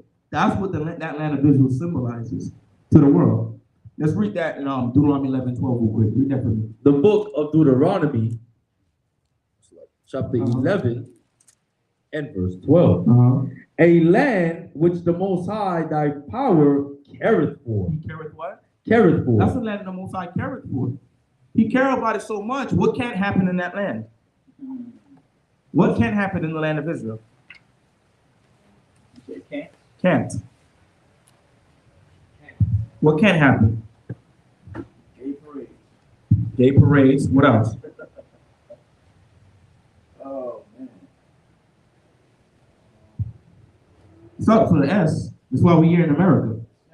Sin can't happen in that land. Every time we break the commandments of the Most High, historically, what happens to us? What happens to us every time we break the commandments of God? We go to captivity. We get kicked out of the land, or we get oppressed until we get kicked out of the land. So that's a land that the Most High watches 24/7 out of the year. Read. Verse 12. A land which the Most High thy power careth for. Uh-huh. The eyes of the Most High thy power are always upon it. So the Most High is fully aware of what's going on in the land of Israel right now. Right. He's fully aware that it's destined, because it's not going to give this increase to the heathen. Right. It's only going to give the increase to us. But we can't be in there if we're not right. That's the thing. Because the land itself, it has a spirit of its own. Because it knows when you break the commandments of the Lord, it's going to send those beasts. It's not going to send the rain. It's not going to give you the best that it can produce, as long as you break the commandments of the Most High. Because this is a specific way how we're supposed to move in the land of Israel. Giving the land its Sabbath, giving its rest, its jubilees, not gleaning everything. All of these rules is how we're supposed to cultivate the land of Israel. Without the commandments of the Most High, we don't know how to deal with the land. Let me get Baruch 4. Yes. So right now, 4 and 6. Go ahead. so right now, we look at it like a desert. Uh-huh. So they thugging it out. That's what they do. Right, they get barely even surviving in the land. All right? Let's go ahead and read. The book of Baruch, chapter 4 and verse 6. Ye were sold to the nations, not for your destruction, but because ye moved Yahweh to wrath. Read. Ye were delivered unto your enemies, for ye provoked him that made you by sacrificing unto devils, Read. and not to Yahweh. Read. For ye have forgotten the everlasting power that brought you up, and ye have grieved Jerusalem and that nursed you. How do we grieve Jerusalem that nursed us? All the murders, all the lying, all the stealing, all the covetousness, all the idolatry. That's why we grieve the land. Because these are why the heathens were kicked out. Right. That's what the scriptures tell us. Right. The Canaanites, who was doing the land of Israel when we got kicked out is what the Canaanites was doing. Right. The Most High couldn't have it. Go ahead and read. Verse 9. For when she saw the wrath of Yahweh come upon you, she said, what did the land say? Hearken, O ye that dwell about Zion. Yahweh hath brought upon me great mourning, for I saw the captivity of my sons and daughters. So this land is seen when you went to captivity. When you say Jesus, Jesus, instead of saying Yahweh. Right. The land seen that. The land remember the time when you used to enjoy the pomegranates? When you used to go out and you go to the bushes, the vineyard, and get your free grapes, your olives, your figs, under the palm trees, playing dominoes and rolling dice. Right. The land remember those good times. But you ruined it when you broke the commandments of the Most High, when you forgot the Most High. Read. Yeah, we got to think about Jerusalem, how the Russians do. They always talk about Mother Russia, Russia this, right? They love their land, man. That's how we got to be about Jerusalem. Verse 10. For I saw the captivity of my sons and daughters, which the everlasting brought upon them. With joy did I nourish them, but sent them away with weeping and mourning. So the land sent us away with weeping and mourning because of our disobedience. Right. You understand? Let's get 2 Kings 17 and 6 real quick. 2 Kings 17 and 6. But that just because the Most High chastised us and removed us, that don't mean it was up for grabs. The nations are trying to cast lots and take up for grabs and fight amongst each other. We got Ishmael and Amalek bombing each other for the land, kidnapping each other's children for the land. They're doing all these things for the land, making allegiance with other nations for the land. But ultimately, the land was for us originally. It was supposed to be for us to enjoy, for our sons to enjoy. But because of our disobedience, what happened? We got deported out of the land. Go ahead and read. The book of 2 Kings, chapter 17 and verse 6. Is everybody at 2 Kings 17 and 6? Go ahead. In the 9th year of Hosea, the king of Assyria took Samaria and carried Israel away into Assyria. So this is when the northern kingdom was kicked out of the land of Israel. They were brought into slavery, right? Drop down to verse 23. Let's see what happened after that. Verse 23. Until the Most High removed Israel out of his sight, as he had said by all his servants, the prophets, so was Israel carried away out of their own land to Assyria unto this day. And the king of Assyria brought men from Babylon. So after we got kicked out, the Assyrians brought Babylonians, read, and from Kuthah, and men from Kuthah, and from Avah, and from Hamath, and from Seth Haravaim, and placed them in cities of Samaria instead of the children of Israel. So they replaced us in the land of Israel because of what? Our disobedience, our sins to the Most High. But let's see what happened when they got in there. Read. And they possessed Samaria and dwelt in the cities thereof. And so it was at the beginning of their dwelling there that they feared not the Most High. So they didn't know how to deal in the land. They weren't keeping no commandments. It was given to them originally. Right. But they didn't know how to operate in the land because we was given how to operate the land. We was given the instruction on how to do it. We got kicked out because we didn't want to obey the Most High in the land and do what He commanded us to do in the land. Read. Therefore, the Most High sent lions among them. What did He do? He sent lions among The them, Most High sent beasts after them. He sent lions after them. Read. which slew some of them. Read. Wherefore they spake to the king of Assyria, What did they say to the king of Assyria? saying, the nations which thou hast removed and placed in the cities of Samaria know not the manner of the Most High of the land. They didn't know how to deal with the God of that land, the God of the land of Israel, which is the Yahweh. They didn't know how to deal with it. They didn't know how to operate with Him. So because they didn't know that, what happened? Plagues and destruction. So when the commandments of the Lord is not being kept, what's going to happen in that land? Plagues and destruction. Read.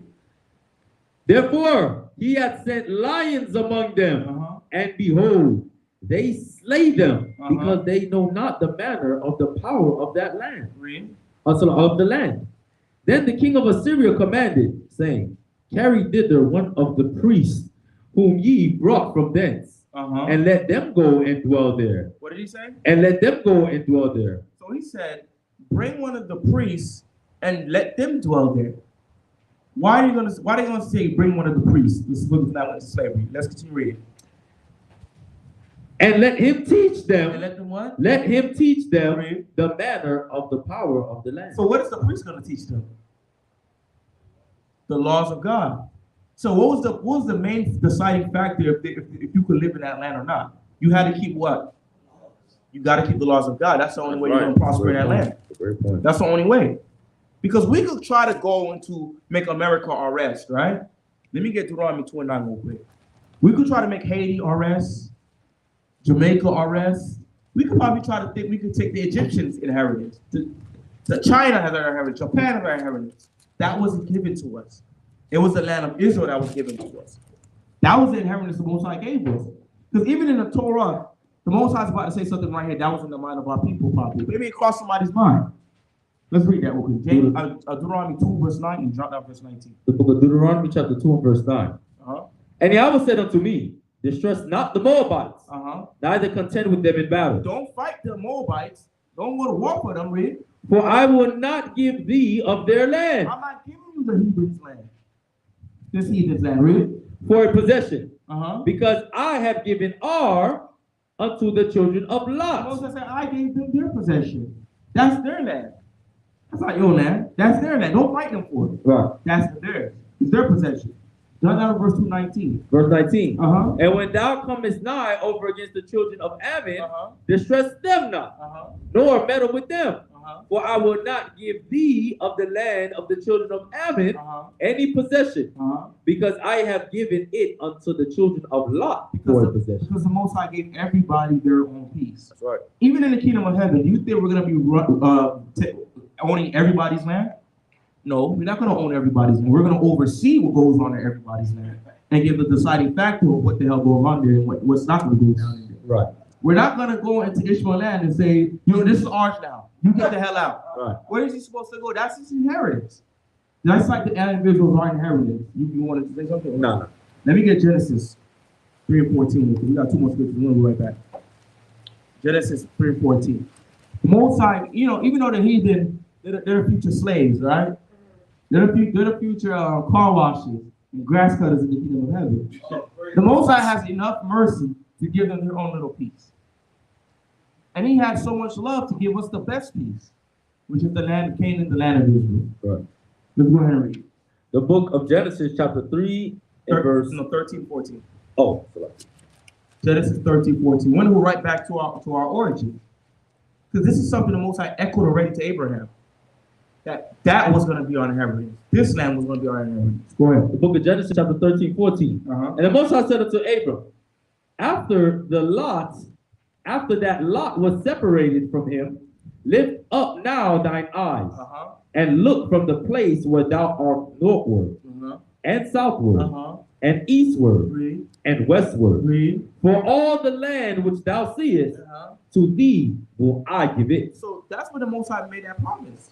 From back then, he said, yo, everything, all the land you see right now, the land of Canaan, right, is going to be for you.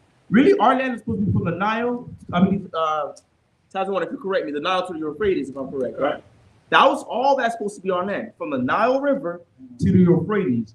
Look into your maps and see what lands go past that region. You're going to be part of Egypt, I believe Saudi Arabia. Right. A lot of these lands is supposed to belong to us. We didn't even conquer, I believe, 60% of our land when you look at the map. We want to conquer a lot more. It's because Joshua got old and Israel got replaced what we took so far. That's the only reason we got that little bit on that map. But the Most High promised that was supposed to be ours. Let's skip down a couple of chapters. Let's get 17 verse 4. 17 verse 4. Throughout the Bible, the Most High said, I'm going to bring you back home to the land of Canaan. I'm going to promise you this land. This piece was going to be for you. This is going to be yours. He didn't say the land of the Japhites was going to be yours in the kingdom of heaven. That's not what he said. So let's go ahead and read that real quick. The book of Genesis, chapter 17, verse 4. Read. As for me, Uh-huh. behold, my covenant is with thee, Uh-huh. and thou shalt be a father of many nations. Uh-huh. Neither shall thy name any more be called Abram, Read. but thy name shall be Abraham. Right. For a father of many nations have I made thee. Uh-huh. And I will make thee exceeding fruitful, and I will make nations of thee, Uh-huh. and kings shall come out of thee. Uh-huh.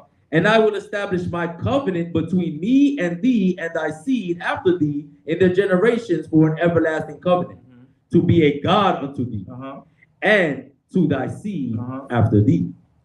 And I will give unto thee and to thy seed after thee the land wherein thou art a stranger, all the land of Canaan. So that it was promised already.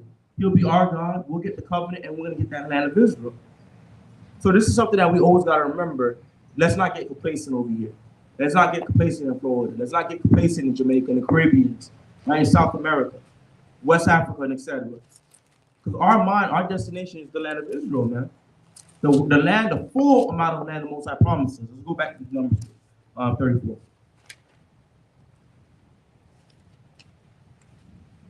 The book of Numbers, chapter 34 and verse 2. Command the children of Israel and say unto them, when ye come into the land of Canaan, this is the land that shall fall unto you for inheritance, even the land of Canaan within the coast thereof. With the coast thereof. Then your south quarter shall be from the wilderness of Zin along by the coast of Edom, and your south border shall be the outmost coast of the sea of the salt sea eastward. And your border shall turn from the south of the ascent of Akrabim, and pass unto Zin, and according and going forth, therefore shall be from the south of Kadesh Barnea, and shall go on to Hazar Adar, and pass on to Asman. So he's telling us where our borders will be. All these locations you're getting is how far our borders will be out to. Read. And the border shall fetch a compass from Asman unto the river of Egypt, and the goings out of it shall be at the sea. As for the western border, ye shall even have the great sea for a border. This shall be your west border, and this shall be your north border. From the great sea ye shall point out from you Mount Hor. From Mount Hor ye shall point out your border unto the entrance of Hamath, and the goings forth of the border shall be Zedad, and the border shall go on to Ziphron, and the goings out of it shall be Hazar Enan. This shall be your north border, and ye shall point out your east border from Hazar Enan to Shepham. And the coast shall go down from Shepham to Riblah, on the east side of Ain, and the border shall descend, and shall reach unto the side of the sea of Shinnereth eastward. And the border shall go down to Jordan, and the goings out of it shall be the salt sea. This shall be your land with the coast thereof round about. And Moses commanded the children of Israel, saying, This is the land which ye shall inherit by lot, which the Most High commanded to give unto the 9 tribes and to the half tribe. For the tribe of Reuben, according to the house of their fathers, and the tribe of the children of Gad, according to the house of their fathers, have received their inheritance, and the half tribe of Manasseh have received their inheritance. The 2 tribes and the half tribe have received their inheritance on this side Jordan, near Jericho, eastward, toward the sunrise. And the Most High spake unto Moses, saying, These are the names of the men which shall divide the land unto you, Eleazar the priest, and Joshua the son of Nun. And ye shall take 1 prince of every tribe to divide the land by inheritance. So we're about to get the instructions for when we get into the land of Israel. Who's going to divide the land by lots, and which princes are going to represent their tribes to receive this land, the inheritance in the land of Israel. Go ahead and read. Verse 19.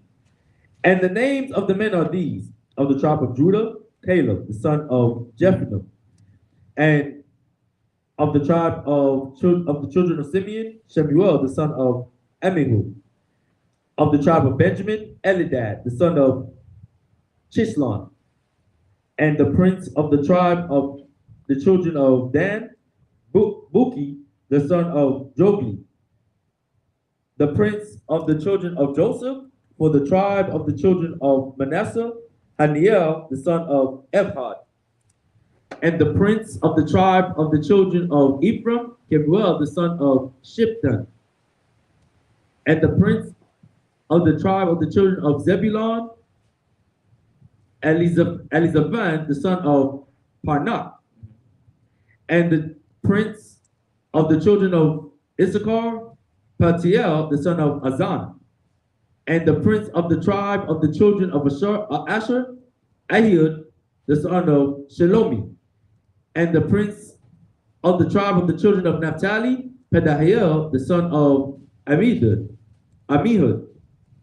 These are they whom the Most High commanded to divide the inheritance unto the children of Israel in the land of Canaan.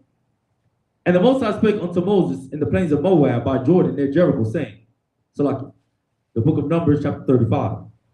And the Most High spake unto Moses in the plains of Moab by Jordan near Jericho, saying, Command the children of Israel that they give unto the Levites of the inheritance of their possession cities to dwell in. So why is the Levites going to get cities to dwell in?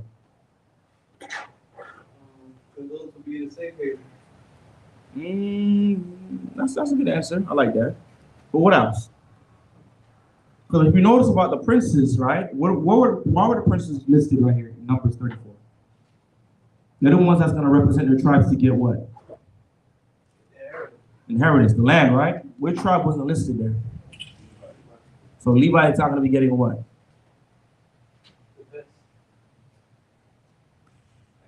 They're not going to get an inheritance.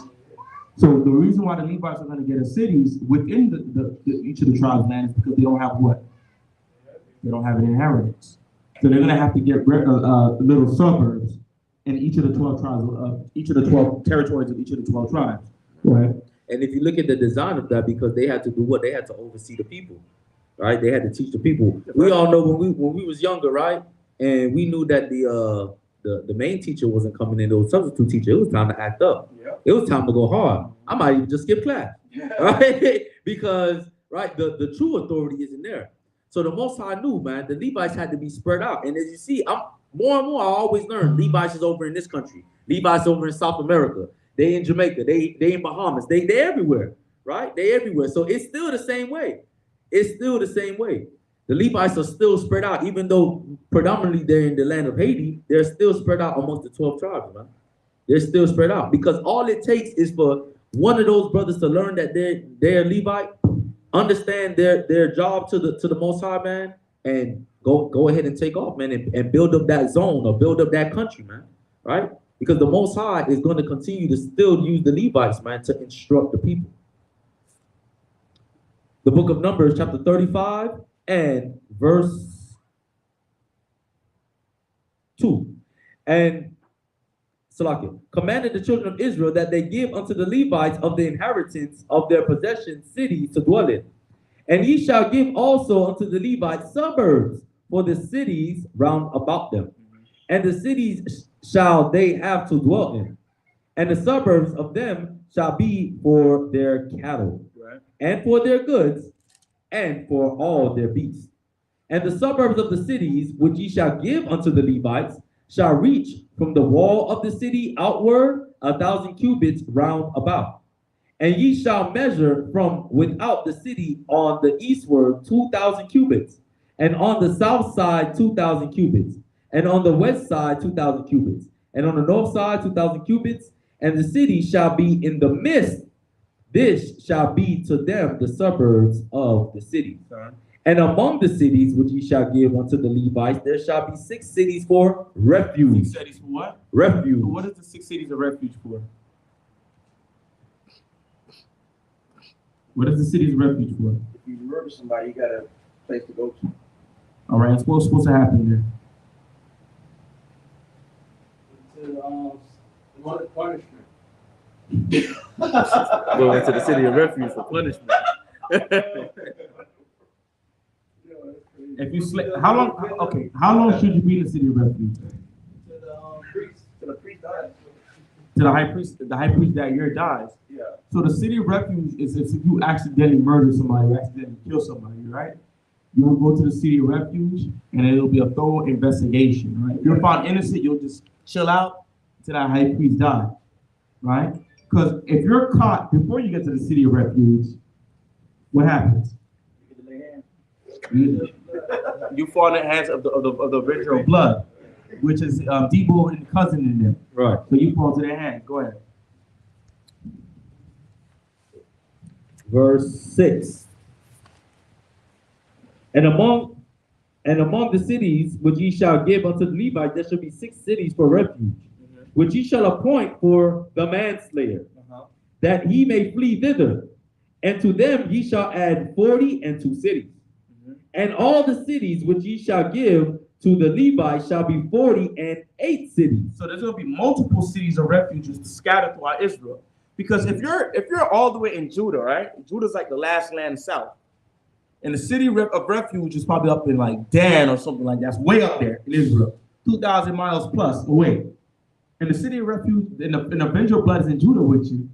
You have a long way to go before you can go into safety. Right. Into I say protective custody. Yeah, yeah. You have a long way to go. So the Most High being wise, he said, yo, we're scattered all over. So this is it's enough. It's a, like close enough distance that somebody could go to. Go ahead. Verse 7. And so all the cities which ye shall give to the Levites shall be 48 cities. Them shall ye give with their suburbs. So there's 48 cities, right? How many is going to be each tribe?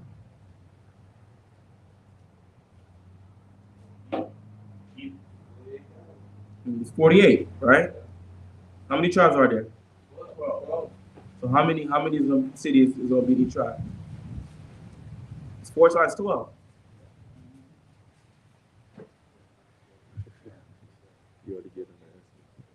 It's 4. 4 times 12 is 48. Right? It'll be 4 in each tribe. Look, I said, do the math.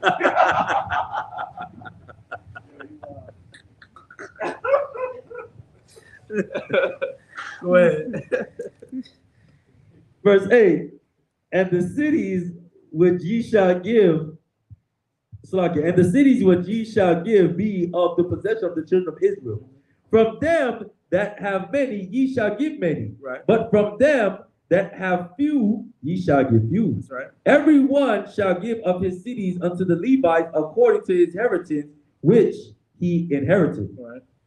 And the Most High spake unto Moses, saying, Speak unto the children of Israel, and say unto them, when ye come over Jordan, when ye become over Jordan into the land of Canaan, then ye shall appoint you cities to be cities of refuge for you, that the manslayer may flee thither, which killeth any person at unawares. And they shall be unto you cities for refuge from the avenger, that the manslayer die not, until he stand before the congregation in judgment. Let's get Deuteronomy. I believe it's 17:8. So the whole purpose of him running to the city of refuge is for what? For there to be a trial. So they could test intent, see witnesses, see what happened, what didn't happen, what could have been done for it to be prevented. But the Most High being so righteous, he understands that, you probably just killed somebody's brother. They might, you might have to let him spit in the blood. Just you got to get to that city. I'm gonna have to let him spit in the blood, but you got to get to that city if you want that investigation. But the first thing that we got to notice is that the Most High got to make sure everything is plain on the table. What really happened before a judgment is cast? Because the whole time just avenge your blood, he could probably murder somebody that's innocent, right? He could kill somebody who's innocent, who really didn't do it on purpose, who it was a complete accident. So let's read that real quick. Let's get the law in this real quick. The book of Deuteronomy, chapter 17 and verse 8. If there arise a matter too hard for thee in judgment, between blood and blood, between what? But between blood and blood, right? Between plea and plea, and between stroke and stroke, being matters of controversy within thy gates, then thou shalt arise and get thee up into the place which Yahweh thy power shall choose. And he chose one of these places he chose is the city of refuge. That'll be a place, And thou shalt come unto the priest, the Levites, and unto the judge that shall be in those days, and inquire. Right. And they shall show thee the sentence of judgment. So they're gonna go through the sentence of judgment. They're gonna go what? Go through the witnesses, see who was around, see how do you know this person? Were you upset? Were you okay? Did he just look at your wife too long? Like, what happened? So they can see what happened. Read. And thou shalt do according to the sentence which they of that place, which the Most High shall choose, shall show thee. So if he didn't do it on purpose, what would happen? I think somebody already said it. I say if the manslayer didn't kill this person on purpose, it wasn't intent, what would happen? And he would stay there for how long? Somebody said it already.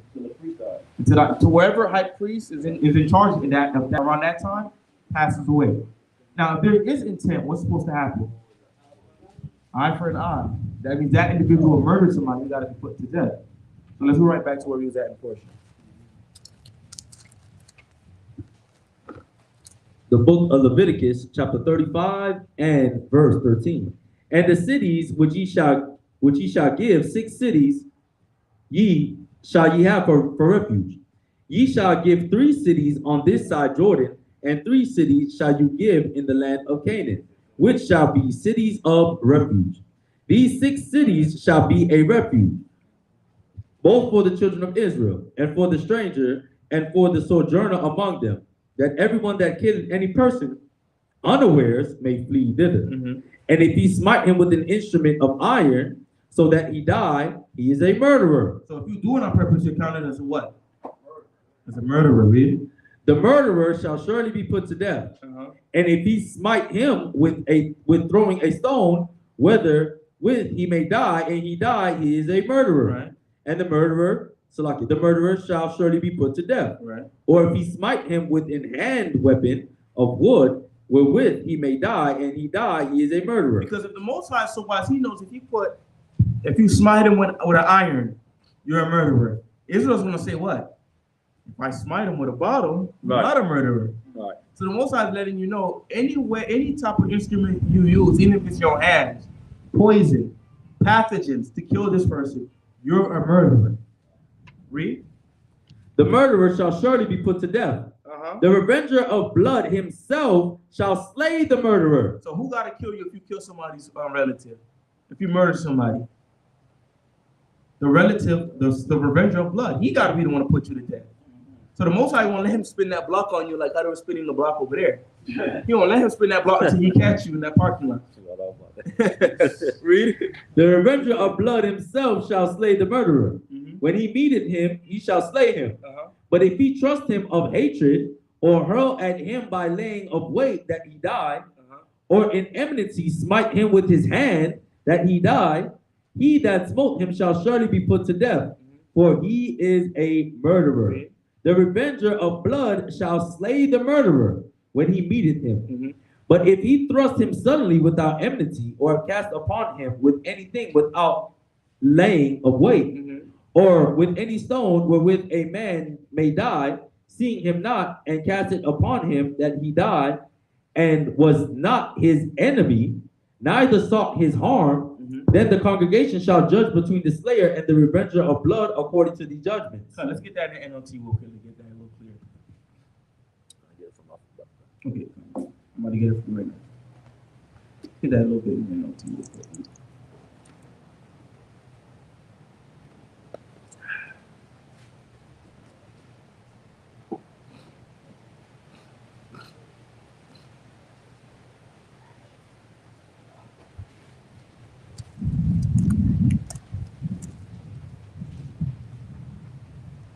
And it's a merciful thing that the Most High, set these things up, because it could be a lot of misunderstandings, man. And also it's what you call it, man? It's kind of like just a merry-go-round when, if it wasn't done in this order, somebody kills your relative, you then go and kill that person. But then their relatives felt like, well, even though he did kill your relative, now you kill my relative. And it's just a circle, right? But in this way, it's done in a manner where, okay, you know what? You were found guilty killing this person.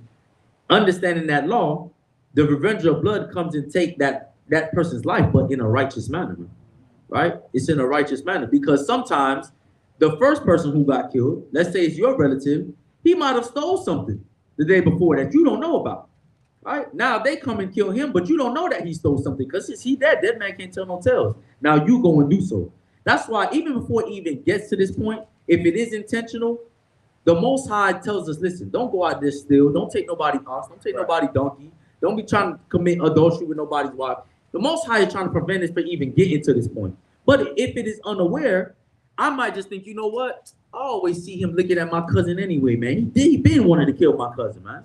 Right? He been wanting to take him out. No, it wasn't that. All right? But it could be misconstrued in that way. Right. That's why the Levites, right, who have the ability to use the Urim and Thummim, right, who have that connection with the Most High, to get that wisdom to see what played out, right? That's the best hand to be in. Because we know that these judges, listen, they could pay them off. They could be paid off easy.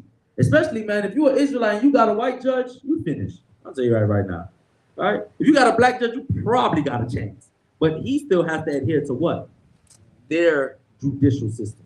But in this system, man, at least you have a true fair trial. Start from verse 19, because and it's not coming up. Oh, okay, got it. Start from verse 19. Let's get the key of what the Most High is saying. The book of Numbers, chapter 35 and verse 19. So this is what he's trying to let us know. Read. The revenger of blood himself shall slay the murderer. He got to kill him himself. Read. When he meeteth The him. thing is, if he meets him, right? Not if he's camping. Not if he's camping out at his baby mama's house to see when he's gonna come in at the safe house. Right. Read.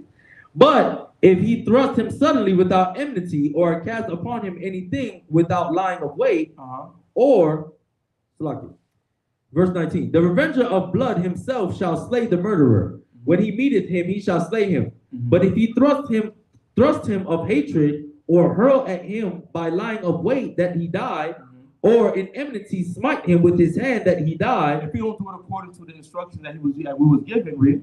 He smote him, shall surely be put to death, for he is a murderer. The revenger of blood shall slay the murderer when he meeteth him. But if he thrusted him suddenly without enmity, or had cast upon him anything without lying of weight, or with any stone wherewith a man may die, seeing him not, and cast it upon him, that he die, and was not his enemy, neither sought him harm, then the congregation shall judge between the slayer and the revenger of Now there's blood, going to be a bigger council because things will be done out of order. Read. according to these judgments. Read. And the congregation shall deliver the slayer out of the hand of the revenger of blood, and the congregation shall restore him to the city of refuge, whither he was fled, and shall abide in it unto the death of the high priest, which was anointed with the holy oil. But if the slayer shall at any time come without the border of the city of refuge, whither he was fled, and the revenger of blood find him without the borders of the city of refuge, and the revenger of blood kill the slayer, he shall not be guilty of blood, because he should have remained in the city of refuge until the death of the high priest. But after the death of the high priest, the slayer shall return into the land of his possession. So these things shall be for a statute of judgment unto you throughout your generations in all your dwellings. Whoso killeth any person, the murderer shall be put to death by the mouth of witnesses. But one witness shall not testify against any person to cause him to die. That means one person can't see you do something, and that's enough. It gotta be at least two witnesses. That happened in the story of Susanna, history of Susanna, right? When the elders did what? They gave false witnesses. So two people gotta be able to see you and be like, oh yeah, we seen him do it. Oh yeah, I seen that happen. Yeah, did you see that come? We seen that happen. And then that would be counted, okay. It looks like he might have done it. Read. Moreover, ye shall take no satisfaction for the life of a murderer, which is guilty of death. But he shall be surely put to death. And ye shall take no satisfaction for him that is fled to the city of refuge, that he should come again to dwell in the land until the death of the priest. Read. So ye shall not pollute the land wherein ye are, for blood it defileth the land, and the land cannot be cleansed of the blood that is shed therein, but by the blood of him that shed it. So that just goes along with what Esau did to our people as well. Right. They murder us historically. Great Robin murdered us. Our blood cries out in the lands of America. So according to the scriptures, what should happen to him? What should happen to him? His blood should be shed after a trial, of course, which is Yahweh Shai is going to judge the earth. Right. You don't get his proceeding in court. Right. But it's already fixed. Right. He's getting a life sentence with death. So it's gonna be all rise, scalpel going hit. You gotta talk, man, because Esau did the most wickedest things, man. Until to this day, he still like I brought out at the New Moon service. They found the little toxin in the Skittles, man. And I tell people all the time, bro, I used to eat Skittles for breakfast, man. Right now, I gotta think about what's going on with me, man. Right? Is that gonna affect me later on in life? Right. So he continually, perpetually shows his hatred, man. So when he has his day in court, man, he can be sure that he's gonna receive one hell of a sentence, man. You're gonna have Michael, the archangel, Stand up and say, all rise to Yahweh Shai. We're going to rise up and say, amen, amen. Right. Yahweh Shai's going to come in. Put him to death. Everybody going to say amen. Right. That'll be it. Right. Read. 34. Defile not therefore the land which ye shall inhabit, Right. wherein I dwell. For I, the Most High, dwell among the children of Israel. Read. The book of Numbers, chapter 36. And the chief fathers of the families of the children of Gilead, the son of Machir, the son of Manasseh, of the families of the son of Joseph, came near, and spake before Moses, and before the princes, the chief fathers of the children of Israel. And they said, Yahweh commanded my Adawan to give the land for an inheritance by lot to the children of Israel. And my Adawan was commanded by the Most High to give the inheritance of Zelophehad, our brother, unto his daughters. And if they be married to any of the sons of the other tribes. So this is the uncle of those sisters that their father had passed away. I believe it was last portion, right? This is her uncle presenting himself before Moses, Machir. And what is he going to say? Read. And if they be married to any of the sons of other tribes, if they marry a Judite or a Reubenite or a Gadite, read, of the children of Israel, then shall their inheritance be taken from the inheritance of our fathers. That means my brother's inheritance, my brother's land from the tribe of Manasseh, is going to be taken by the other tribes if they get married. Read. And shall be put to the inheritance of the tribe whereunto they are received. So shall it be taken from the lot of our inheritance. And when the jubilee of the children of Israel shall be, then shall the inheritance be put unto the inheritance of the tribe whereunto they are received. So shall the inheritance be taken away from the inheritance of the tribe of our fathers. Verse 5. And Moses commanded the children of Israel according to the word of Yahweh, saying, the tribe of the sons of Joseph have said well. This is the thing which the Most High doth command concerning the daughters of Zelophehad, saying, let them marry to whom they think best. Only to the family of the tribe of their father shall they marry. So if a brother has only daughters, right? He passed away, no sons. The inheritance will go to the daughters. But once they marry, they only can marry who? Only of the same tribe. So what's the purpose of that being done? So the inheritance will stay. Exactly. So the inheritance could stay within the land. So we don't have a little bit of Benjamin here, a little Reuben up here, a little of Gad down here, and we taking each other's lands. It's all over the place. Go ahead and read. Verse 7. So shall not the inheritance of the children of Israel move from tribe to tribe. For every one of the children of Israel shall keep himself to the inheritance of the tribe of his fathers. And every daughter that possesses an inheritance in any tribe of the children of Israel shall be wife unto one of the family of the tribe of her father, that the children of Israel may enjoy every man the inheritance of his fathers. Neither shall the inheritance remove from one tribe to another tribe, but every one of the tribes of the children of Israel shall keep himself to his own inheritance. Even as the Most High commanded Moses, so did the daughters of Zelophehad. For Malah, Tizrah, and Haglah, and Melchah, and Noah, the daughters of Zelophehad, were married unto their father's brothers' sons. So they're cousins, right? And they were married into the families of the sons of Manasseh, the son of Joseph, and their inheritance remained in the tribe of their family of their father. These are the commandments and the judgments which the Most High commanded by the hand of Moses unto the children of Israel in the plains of Moab by Jordan near Jericho. The Most High round of applause. No northern kingdom, my brother right here. He gonna tell her to do the math. Right. God, all praise to the Most High, man, for a wonderful portion. All praises for everyone logging on online, always tuning in with us, getting edified. We appreciate you, family, for just taking the time on the Shabbat to keep it with us, get the knowledge, wisdom, and understanding with us, man. We love our family online. So you got the announcements. Yeah. So we're about to give out the announcements. Let's get a Most High round of applause for a great new moon that we had. New moon is always a time, every month. If you don't go out much, at least every month you have that time to just kind of celebrate and get together with the family, along with the Shabbats every week.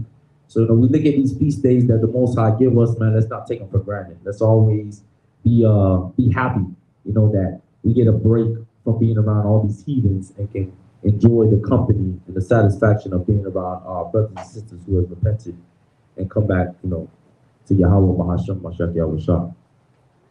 So just a moment to get the announcements. Oh, you got it?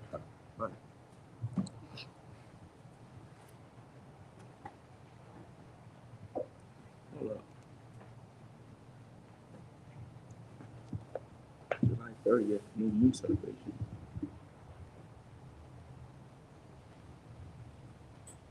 Is he saying that there's another new moon today? Is that what he said? No, I think he's just saying give Karam applauding.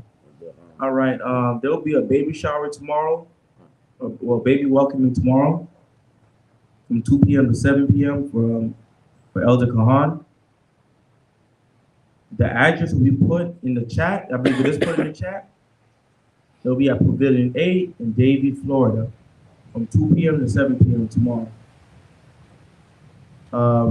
There will be a town hall meeting in Major Council next week, next Saturday. So next Saturday, there will not be no camp in the afternoon.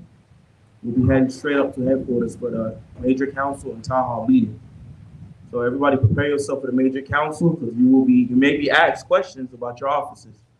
For those of us that do, phone calls, flyers, and camp, Sunday camp, Friday camp, Saturday camp, there will be questions that needs to be answered for next week. So prepare yourselves. Memorial blowing of the trumpet will be September 24th at even. Day of Atonement will be October 3rd at even. Feast of Tabernacles will be October 8th to October 15th. And please send all donations to $BLOZMDC to support the building of this location, Babu Shah. That'll be it. All right, so Mariam Wapanya, Hakwadam, rise and face the east.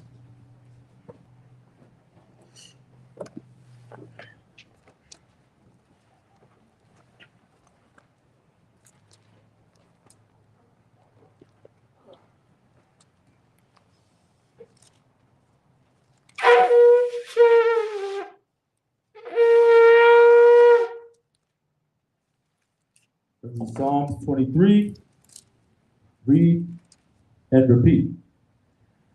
The Most High is my shepherd. Yahweh, the Most High is my shepherd. I shall not want. I shall not want. He maketh me to lie down in green pastures. He maketh me to lie down in green pastures. He leadeth me beside the still waters.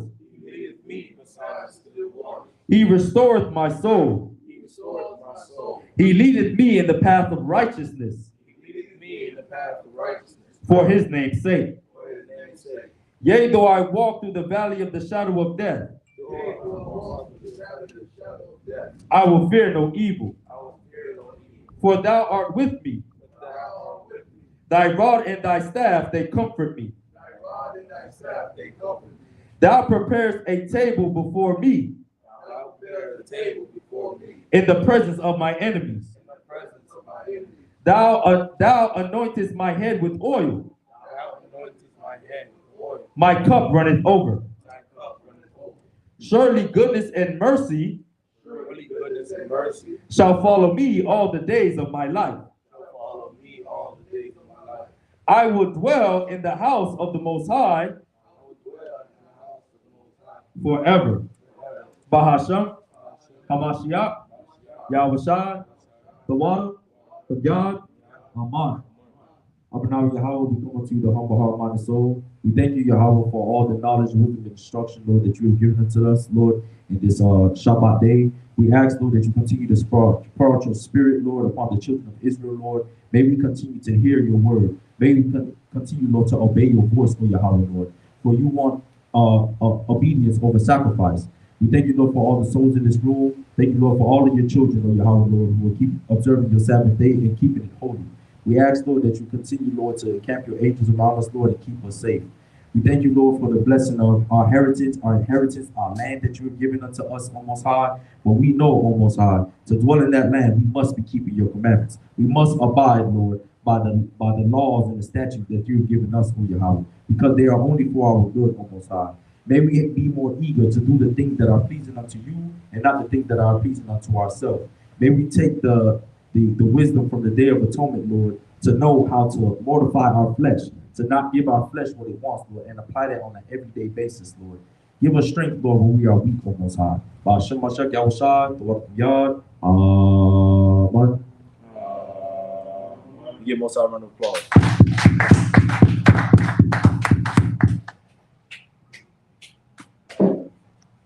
Real, Yahushua is real to me. Hallelujah. Oh, yeah.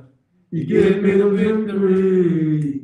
Many people doubt him, but I can't live without him. That is why I love him so. Yahushua is real to me.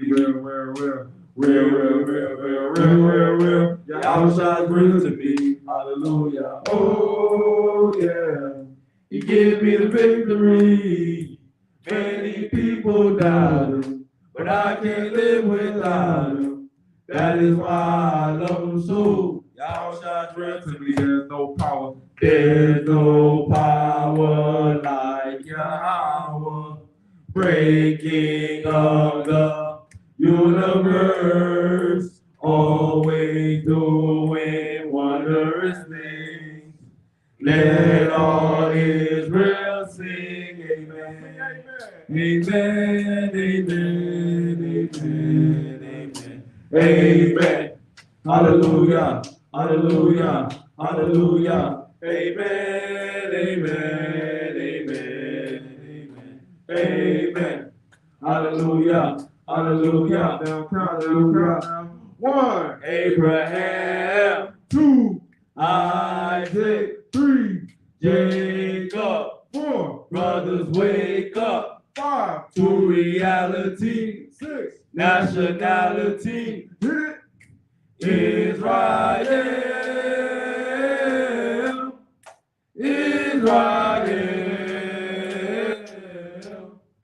Israel.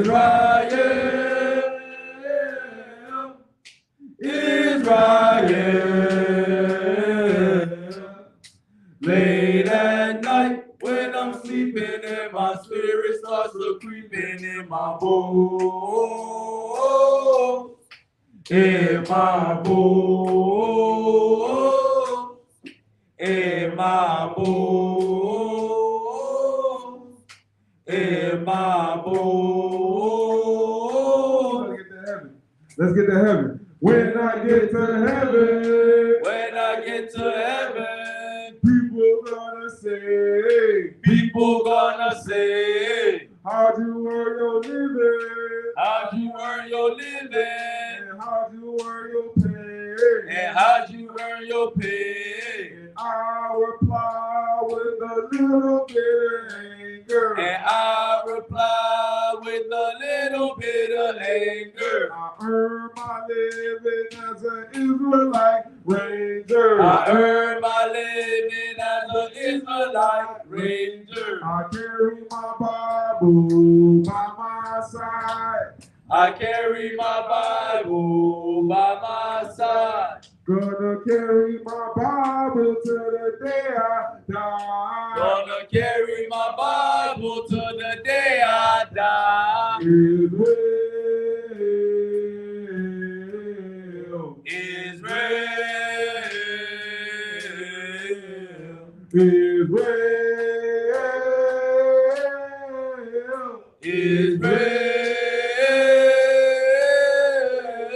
Hallelujah.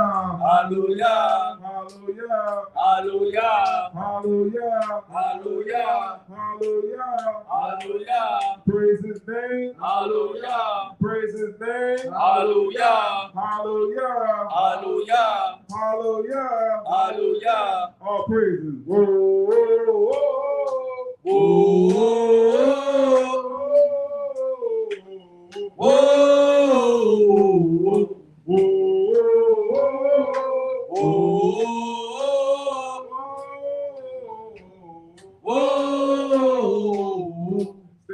tall, looking good. Standing tall, looking good. Preaching to our neighborhood. Preaching to our neighborhood. Standing tall, looking good. Standing tall, looking good. Preaching to our neighborhood. Preaching to our neighborhood. Whoa, Whoa, whoa, whoa, whoa, whoa. Hallelujah. Hallelujah. Hallelujah. Hallelujah. Hallelujah. Hallelujah. Hallelujah. Hallelujah. Praise his name. Hallelujah. Praise his name. Hallelujah. Hallelujah. Hallelujah. Hallelujah. Hallelujah. Oh, praise. Get a most high hand. So you got to sing your song.